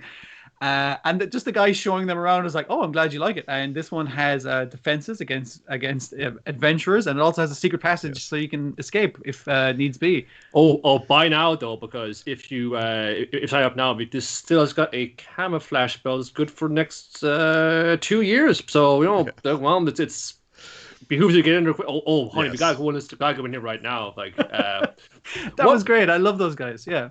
What are schools like around here? Yeah, and then they're imagining what it would be like if they were a dragon. Imagine the home you could have if you're a dragon. Then that leads us into our dragon being kicked out of his house. By his Tesho Genda voiced dad. So at first he asked the dwarves, because he heard they were good at making houses. So the dwarves immediately capture him. And they go like, "We got a fucking dragon to chop up, lads." And they hear the dragon crying in the cage, and they're like, "Don't worry, dragon, we'll make you a nice house. But first we're going to need you to pay us." It's like, "We need your claws." And he's like, "I could give you a few claws." And it's like, "Yeah, we'll need your horns." It's like, "Yeah, a bit off the top wouldn't fucking hurt. And then we'll need your tail and your wings and your heart and your meat, and we'll give you a nice resting place forever, dragon." Like, just the dwarves being the baddies is really fun. Yes. But they open the cage, he's like, "Oh, someone's stealing your gold." It's like, this will never work, and they're like, "Fucking what?" So he just does a runner. He keeps running into as well. It seems to be like an adventurer, like ranger type. And he's got a little like cat person sidekick. That's Monster Hunter. It's them, yeah. Cooking the meat bit. It's a great bit. They're gonna keep running into the same guys all the time. Then he meets the Harpies, who offer him to stay. They take pity on him, but they can. They're stay very in their accommodating. house. They take the piss out of him, but they are very helpful, except the fact that he can't fly because he's got ass stats, as we've established earlier. And a bad ID photo as well. It's like, oh, why couldn't I get that portrait changed? I was winking. Oh, what was I doing? So then they tell him that there's some goblins nearby. Maybe they'll let you live with them. And he immediately gets captured again. Tell him we sent you. So the goblins immediately capture him and go like, they changed it from Lord of the Rings in the subtitle. It looked like dragon meat's back on the menu. Back on the menu, boys. I love the fact all of the goblins had the exact same old man voice. It was fucking great. Very funny. And they're kind of like, oh, the Harpy said you sent it. It's like, the sexy Harpy sisters? Oh, okay, we got to do you a favor. All right, you want to rent one of our chateaus or goblin hovel? Okay. But they're like, well, you're such a high-level monster. You don't want to be living with a bunch of low-level mobs like us. Yeah. You have to go and find somewhere else. So they go and speaks to a Saugin. I love that one. The conversation, you can come and live in my house. He leaps in and then, I'd forgotten I'd never learned how to swim. And then when he's wandering off, the Saugin breathes a sigh of relief. I thought he was going to eat me the entire time. I thought he was just fucking with me the whole time. Jesus. Yeah. Go see this dude. Go to Yggdrasil. There's this guy. He's an elf. He's super cool. He'll be able to sort you out with the place. He made his money.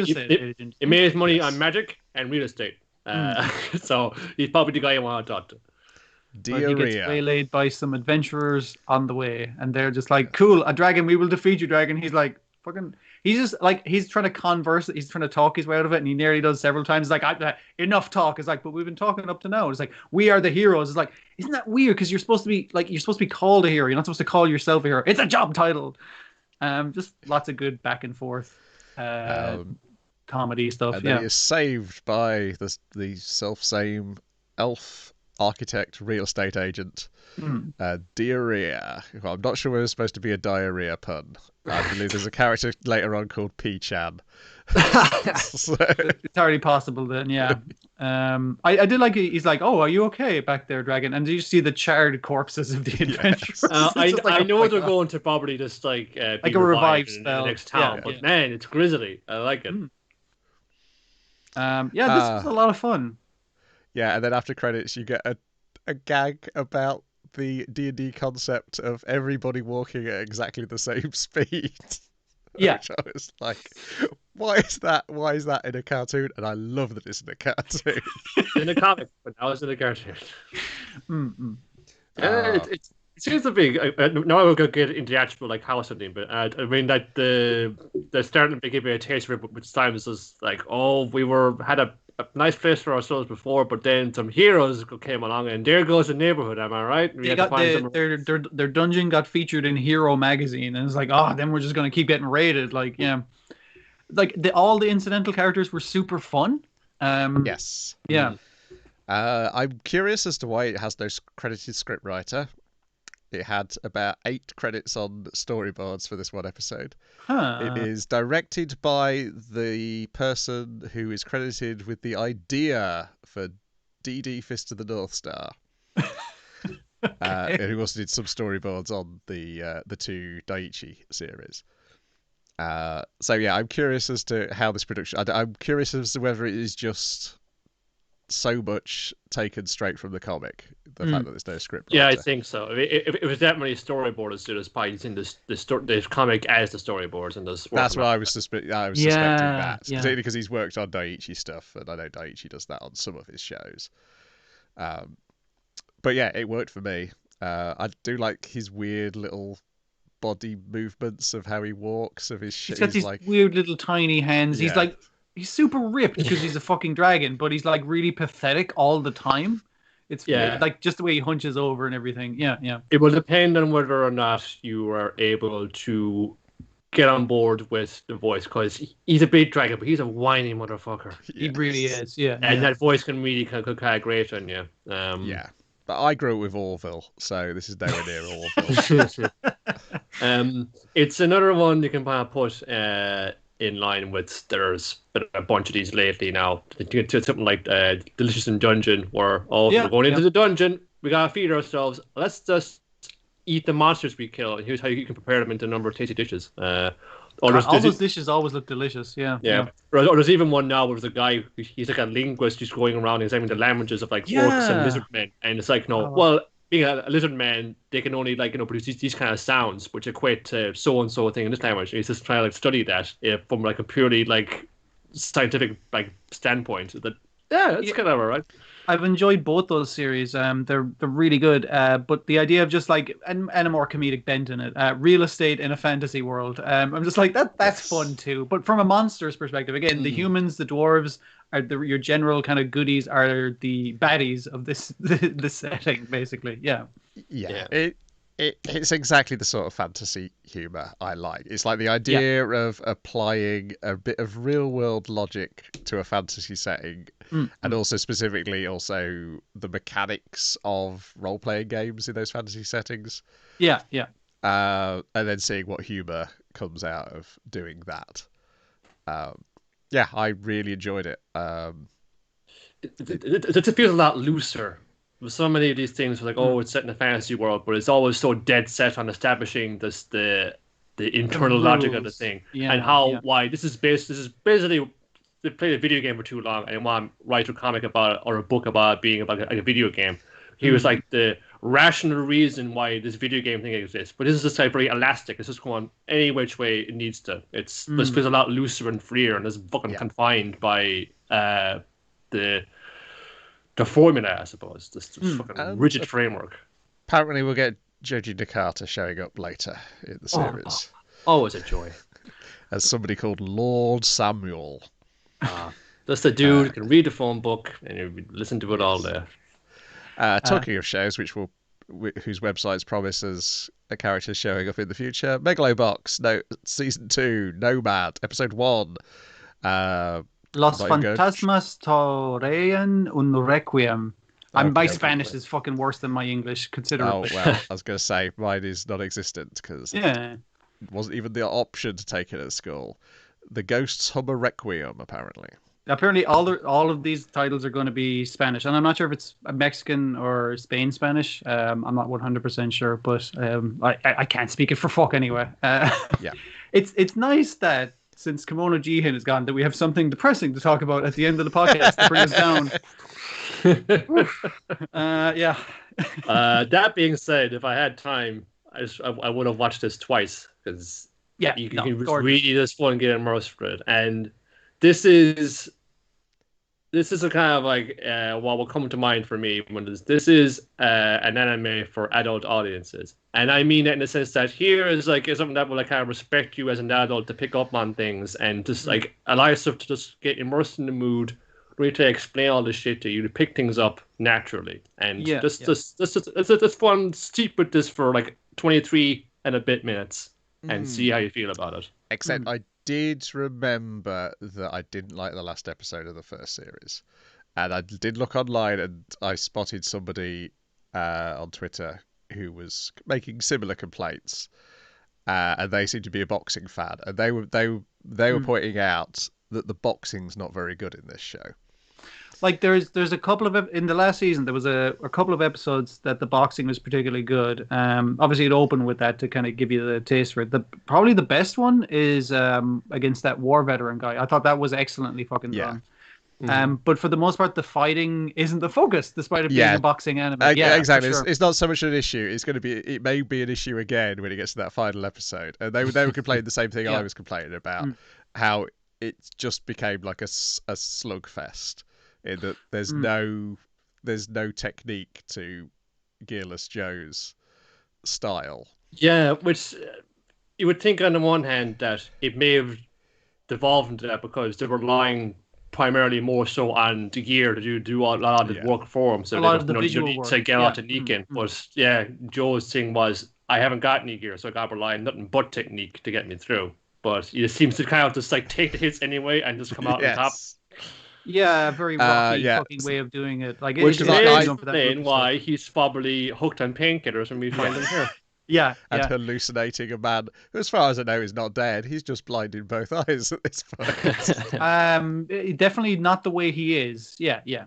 I thought they did a better job with the setting up of the, especially because the opening fight is kind of like just showing you the viscera, the cool fight animation.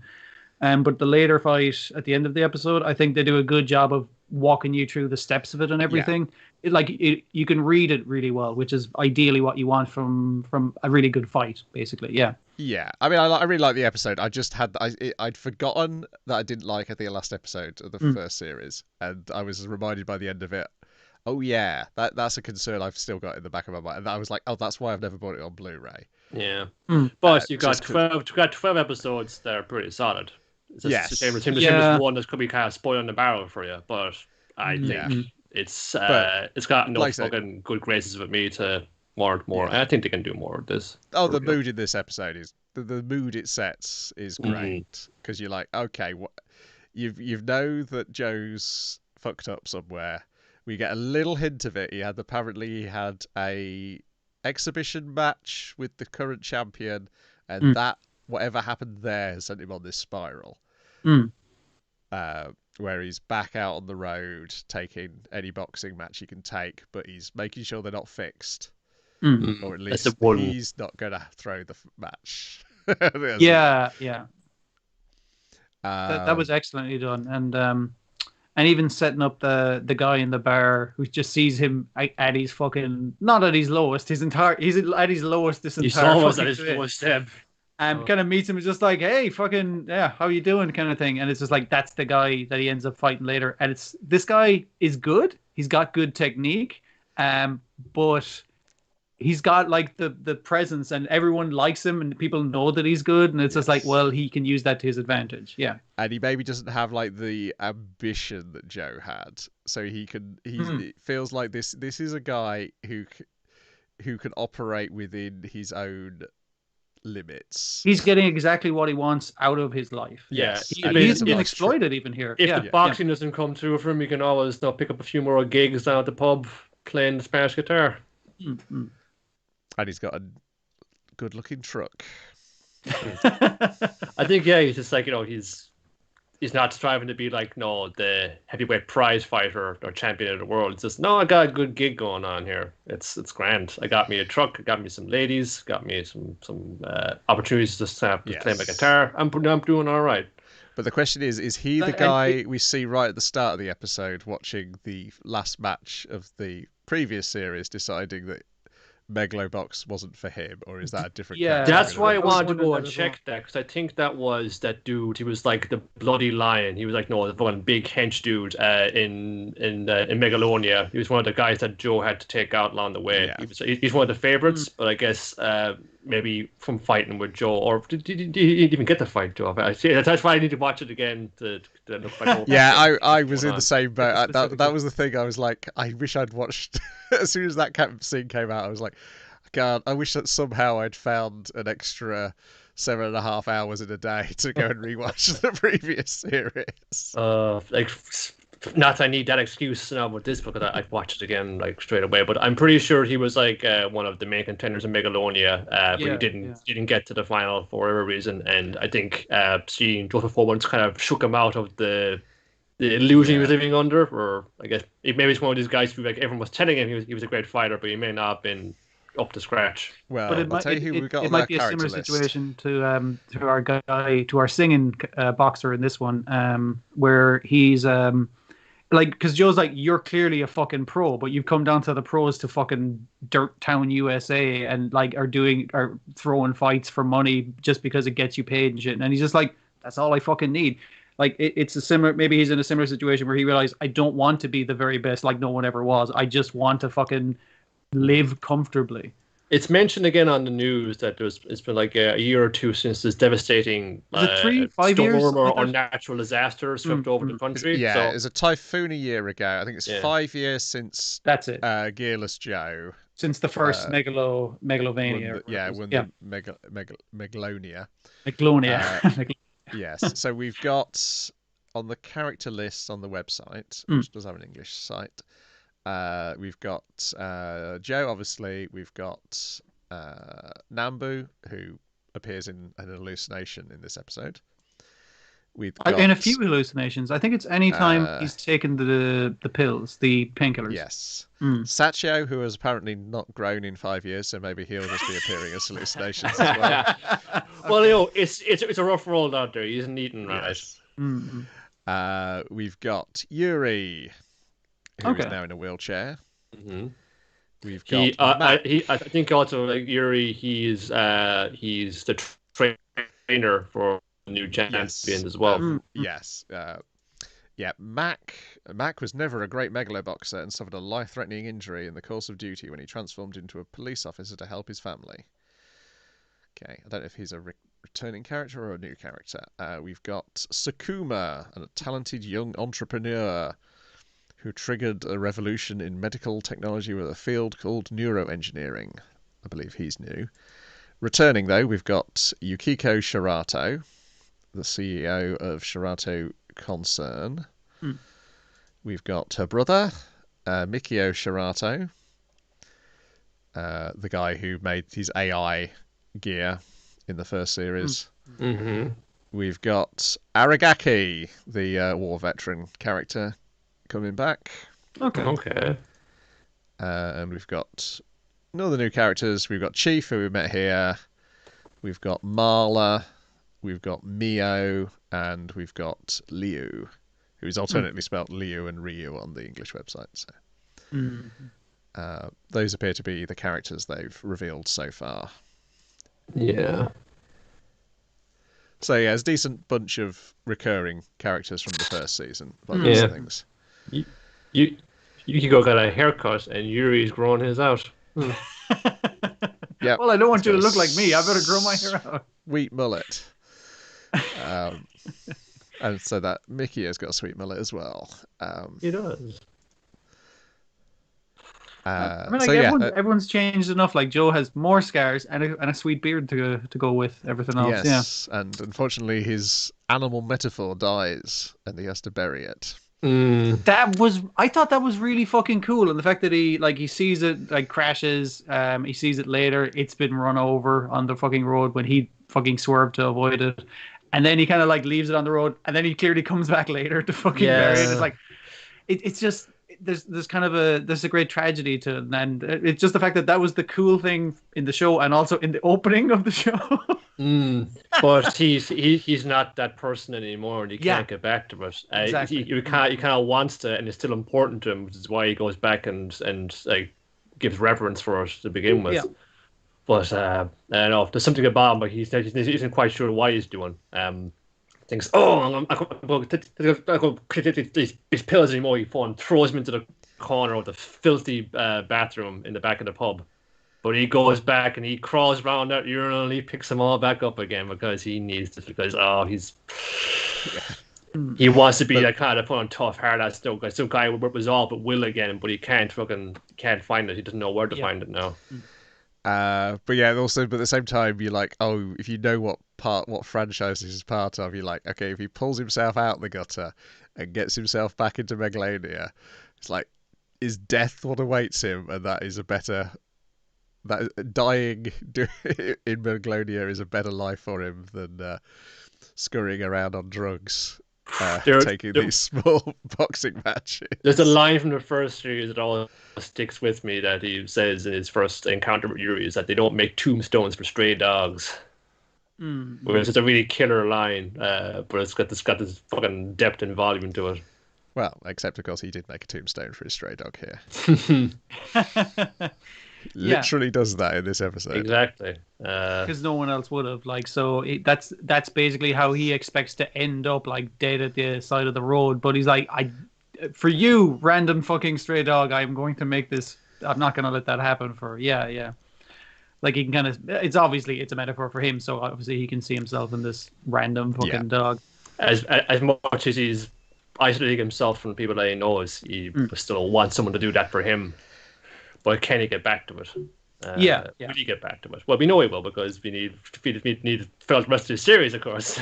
But or it's going to be a very depressing show of him wandering around taking these similar sort of watching his life fall apart slowly for 13 episodes. Living that Wolverine lifestyle. He's riding around a motorbike. He's getting into fights. He hasn't got a mutant healing factor though, so he's going to puke his guts up after each fight. Yeah, warning for that, I guess. But it is good. And it's one of the things. Like, it's obviously a much uglier, grimier world, but it's nice that since SK8 The Infinity is kind of going out, we have that kind of just sheer level of background detail in every fucking scene. Like everything feels lived in and filled with past and history. Yeah. Like you know precisely how desolate the landscape is wandering around, and when he just goes to that little fucking 24-hour shop in the middle of this empty car park, to get his fix. He's going there now. It's the guy who hooks him up. It's just like there's no one else around. It's just like this very kind of glaring, very kind of painful looking kind of fluorescent lights is really shining into your eyes. It's just nowhere kind of comfortable, nowhere kind of feels kind of fucking safe or friendly or warm. It's just a very harsh and cruel and pitiless world out there. That definitely fits into the themes they're going with in the show for sure. Yeah. Right, let's squeeze in a little bit more pitilessness before we wrap things up. Okay. Me and Nar quickly running over the things that we're not going to carry on watching. But it's going to just dunk on. We're going to flush this. Put its head in So I watched the first episode of Italia, the new one, World Stars. You're a braver man than me. It is. I mean, it's fine. It's absolutely fine, but it's just outdated satire. It's if you want jokes 6 years past their use-by date about the Greek debt crisis, then episode 1 of this is for you. I don't know whether they're going back to the historical stuff, but it's all very much modern day UN type setting now, where all the countries in their anthropomorphic forms show up in a big old seminar meeting room and behave like their country's geopolitical behaviours. Similar to the opening credits, you wouldn't know there was any sort of World War II theme at any point if this was your first episode coming in. That's gone entirely in this first episode. Whether it comes back at any point in the early other ones. Well, they've at least grown past that. Yeah, I think that's the thing. I suspect the author had moved on from that, because I've not watched much more than I think the first couple of series. It's always. I think it does the historical humour stuff better than it does the current day stuff, but obviously the bits of history that it chose to make the jokes about were always not necessarily the best choices, shall we say, or interpreted poorly by its fans. I think it's more the issue than what the actual series was doing itself. In our modern age of extra Olympiad kite class, it can't really hold a candle. No, I do wonder what changes some of the characters behave like come 2016 material, but currently it's in the 2015 material they're adapting for this series. So whether America becomes a lot more fascist after 2016, let's find out. I think it was always a little fascist, to be fair. But yes. More out loud fascist. Yes, I'm sure there's probably some Brexit jokes awaiting. Whoa! Take that, Theresa May. Oh wait, she's already fucking waiting to do her book deal. I bet. I mean, like I could get into. I will not watch it, but I could get into the idea of a physical embodiment of Britain consistently stepping on a field of rakes of its own accord. That could be fine. But it's 5 minutes. It's still a short. So there you go. I certainly got through all of it, unlike Burning Kabaddi, which I stopped like 30 seconds after the credits when I realised this is a terrible looking show. It looks like, but okay.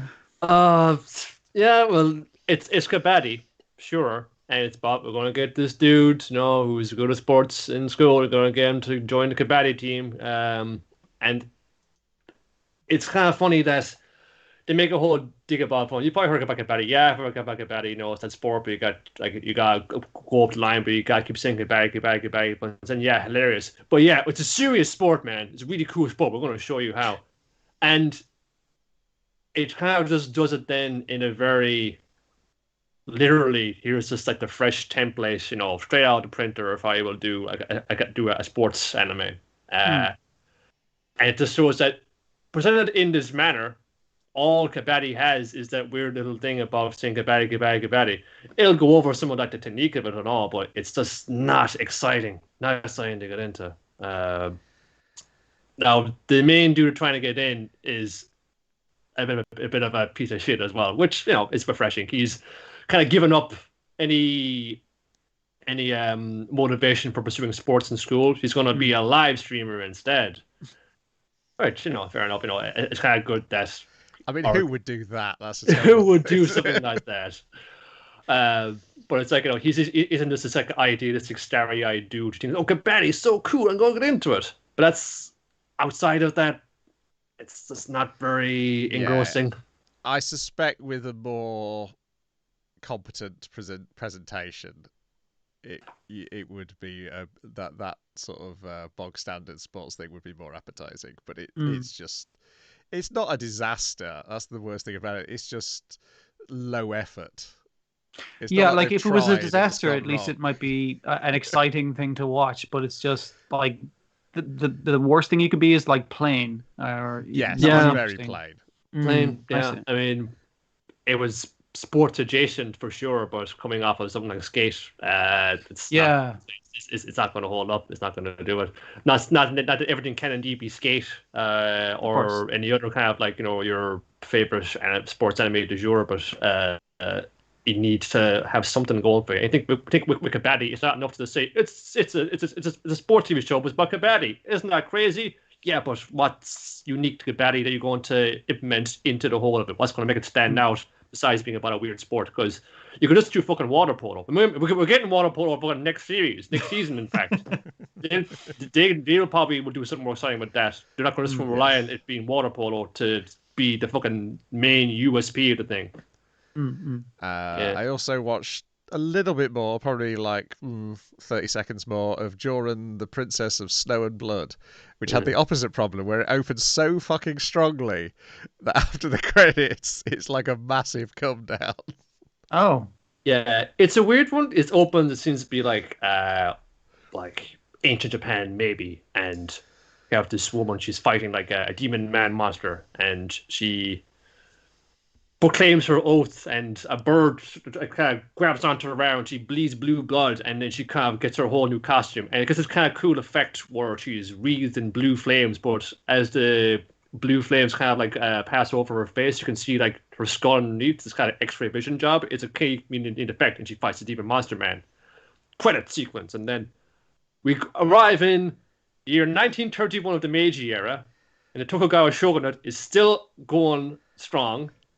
Even in this year, because they've harnessed some magic or highly powerful natural resource, and they've run the whole show. They've got like some kind of the big like Shogun's castle seems to be like, you know, outside of some kind of massive fucking, I don't know, it's like the fucking Hadron Collider or some shit. I don't know what's happening. Yeah, there's like neon light. It looks like, say if you're like some sort of independent movie director in your mid-30s and you're going to light your film, it's very similarly lit to that. It's like lots of neon inexplicably in this like 1930s setting, but also very traditional settings as well within this. It's a bit of a wild culture clash. So yeah, that opening fight sequence is amazing, and then you get this like, and then you're like thrown off balance because you're like, where am I? And then all of a sudden you're like in this little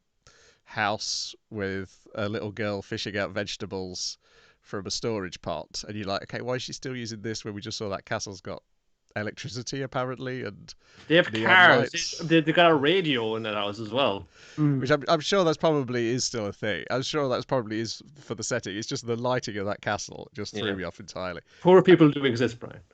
I know that's what I'm saying, but I'm saying the neon light should not be existing at this point, and that weird hadron collider design. Hmm. It's just like a. You're trying to figure out, is this a level of technology? Is this a disparity between high technology I was and low like, is this technology? science? Am I in science fiction world now?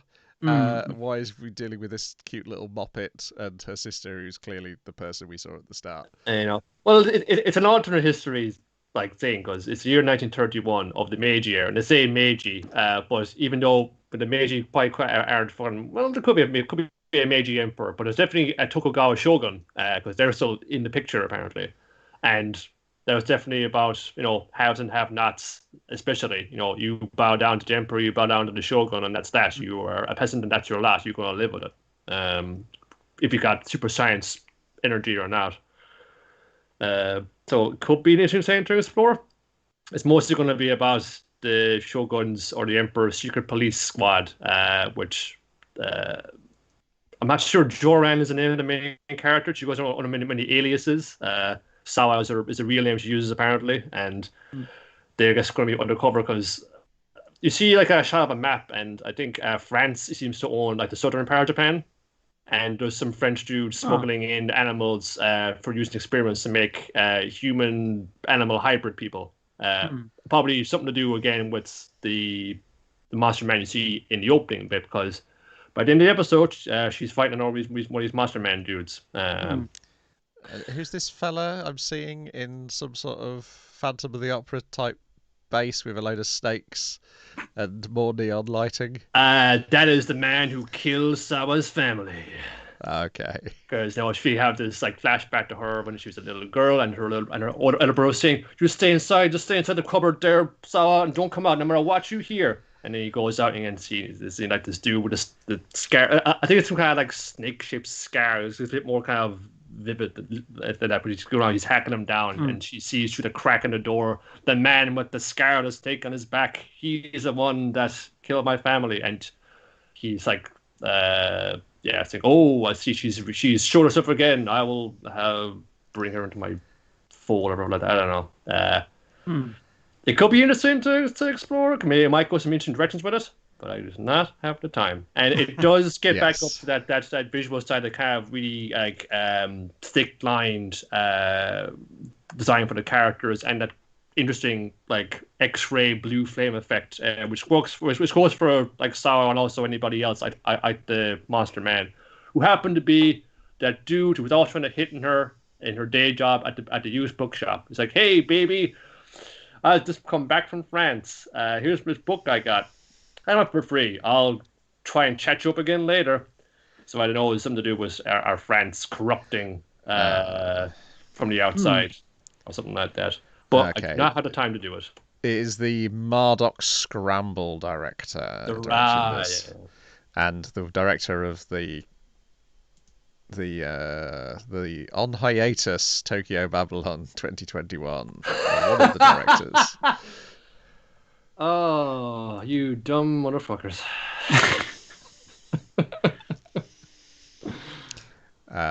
Okay, that might. I did not like what I saw of the Marduk. Did I see the boat? Did I see the first two Marduk Scramble?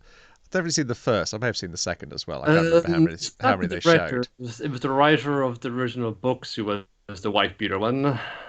Oh, I'm not thinking. I didn't even know anything about that. I was just. There was somebody. I think it was the dude who wrote that books that were based on that. He was just like arrested because he fucking beats his wife. Like that puts a bad stain in it. Yeah, of course. I was just generally not impressed with. This here is an original idea. It is, yeah. The only other thing I could see one of the scriptwriters does, main scriptwriter does, she did the Saint Young Men movie screenplay. I did like that, but that was pretty much just a load of strips put on in a movie that really isn't a movie there. Who's the other dude writing it? I think it's just kind of having to get this thing into shape for a TV format, I suppose. It's just, I don't know, that's different things. Yeah. Like I say, it's not bad. It's just it's the time, and it was a bit of a whiplash from the opening to the post-credit scene. I think that was everything. I don't think I watched anything else. The problem is we've got Yeah. more stuff to watch next week, Yep. such as Fruits Basket, the final season. For real this time. Maybe Odd Taxi, if anyone answers my question whether or not it's radio on TV. Because if it's radio on TV, I'm not bothering, no matter how good the character designs are. Because I tell you, Dinosaur Biori, no fan subs for it, but I watched it. That's definitely radio on TV. Right. Just three Okay. dinosaurs talking to each other in their living room. The Odd Taxi seems to it's a kind of weird murder mystery vibe to it, or alluding to it, and it's just like Yeah. the animal character designs are kind of like the bait and switch. Think it's going to be a kind of funny animal program? Nope. This guy is Yeah. driving a taxi and he might have killed somebody. We don't know yet. Yeah, it's the trailers were a roller coaster. I was like, and then I was like, and then I was like, with the three trailers. The second one made me excited, and the third one curbed my enthusiasm. We got Zombieland Saga Revenge. Revengy. I'm trying to think anything else that There was is a something returning else. champion. A Let's JoJo, see. perhaps? I don't know. Well, we've got to wait for the JoJos. That'll be in a future yet to be. Yeah. Okay, To Your Eternities not till the next Monday, so that wouldn't be in it. Okay. Which I believe is another, if you want to get some more depressing storytelling in, that's the word I've heard on the street. Yeah, I think that's enough. I can't spot anything. There's other things I might be interested in, like Tokyo Revengers, but I don't have the time because I pretty much enjoyed everything new this week. That was still too many. Well, I mean, that's the worst. That's the problem. Too think many enjoyable things. Yeah. I think I was going to say not do My Hero Academia. I'm not going to watch My Hero Academia. I'm going to keep watching it, but yeah. You guys could watch it. I might squeeze it in some weeks. I think I might have to treat it like One Piece. Yeah, that's fair. It's just one of those ones where I watch it for fun because there are some fun arcs in there. Yeah. Yeah, it's annoying because I do like these are two of my favorite arcs, but at the same time, I've already read them. That's the problem. It's like, and again, I feel like we complain about the thing a lot. Like it's like like you could do better. See me after class, kind of fucking thing. It's like it's so like nearly fucking excellent, and it just fucks it up now and again. It's just like Yeah, but it is an excellent fucking series. That's why I'm probably going to keep watching it. I'm going to keep reading it as well. Yeah, that's I think part of the reason why I also want to keep reading it is because it's flawed in that way. I almost want to see how it messes up as much as I want to see how it succeeds. Cruel. No, because it's more interesting that way. It's like fair enough. Yeah. That's why you watch some bad things occasionally, so you know what a good thing looks like. Yeah.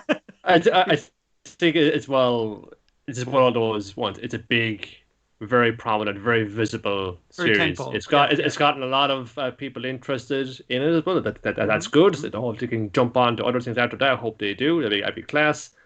But you do get this kind of breathless enthusiasm as well for saying, "Oh yeah, it's so class, it's so good. It gets everything down so well." And you're thinking, does it? It doesn't do it for everybody. Not for everybody. It definitely has its shortcomings in a lot of areas, and those might come home to roost more sooner than you would think.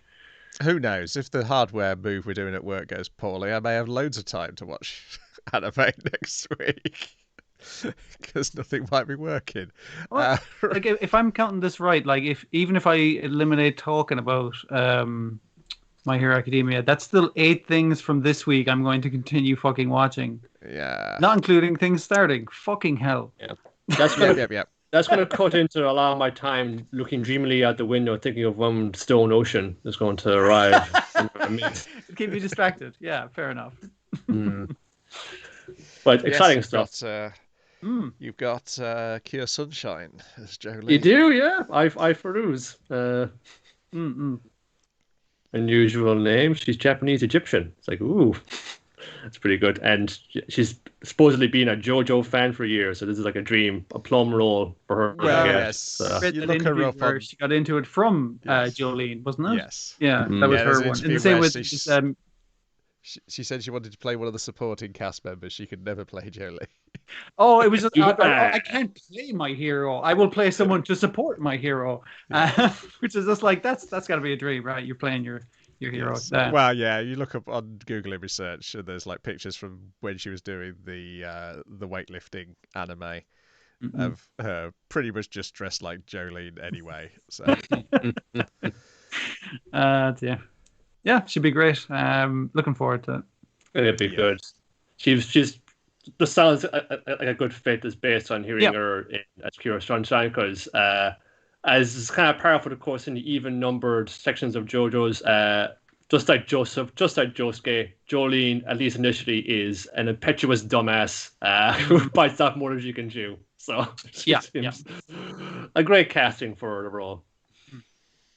And yeah, there's an ideal thing to use as a theme tune, but when we do our Let's Go JoJo again.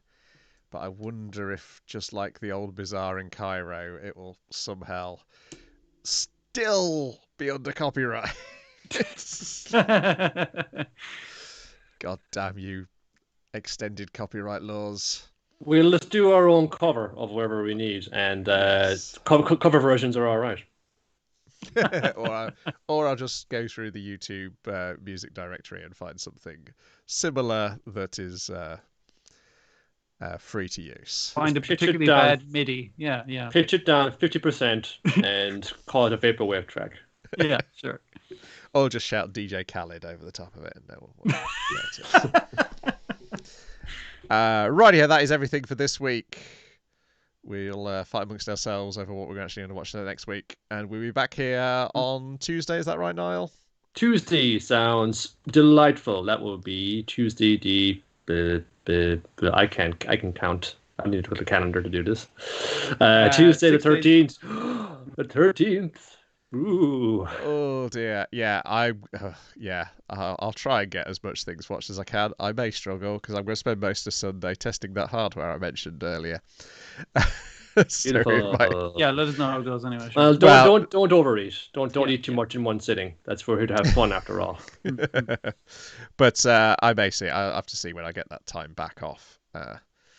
Righty ho! Oh, hello and good evening from Brazil. Apparently, hi. One of our viewers. Hey, how's it going? We just said JoJo and they're right in there. Exactly. We'll be back next week. Goodbye. See you later, Brazil. Bye. Yep. Right, let's hit the end of the stream. Pretty good. We got all of Brazil to tune in. That's good going for us. Nice of them.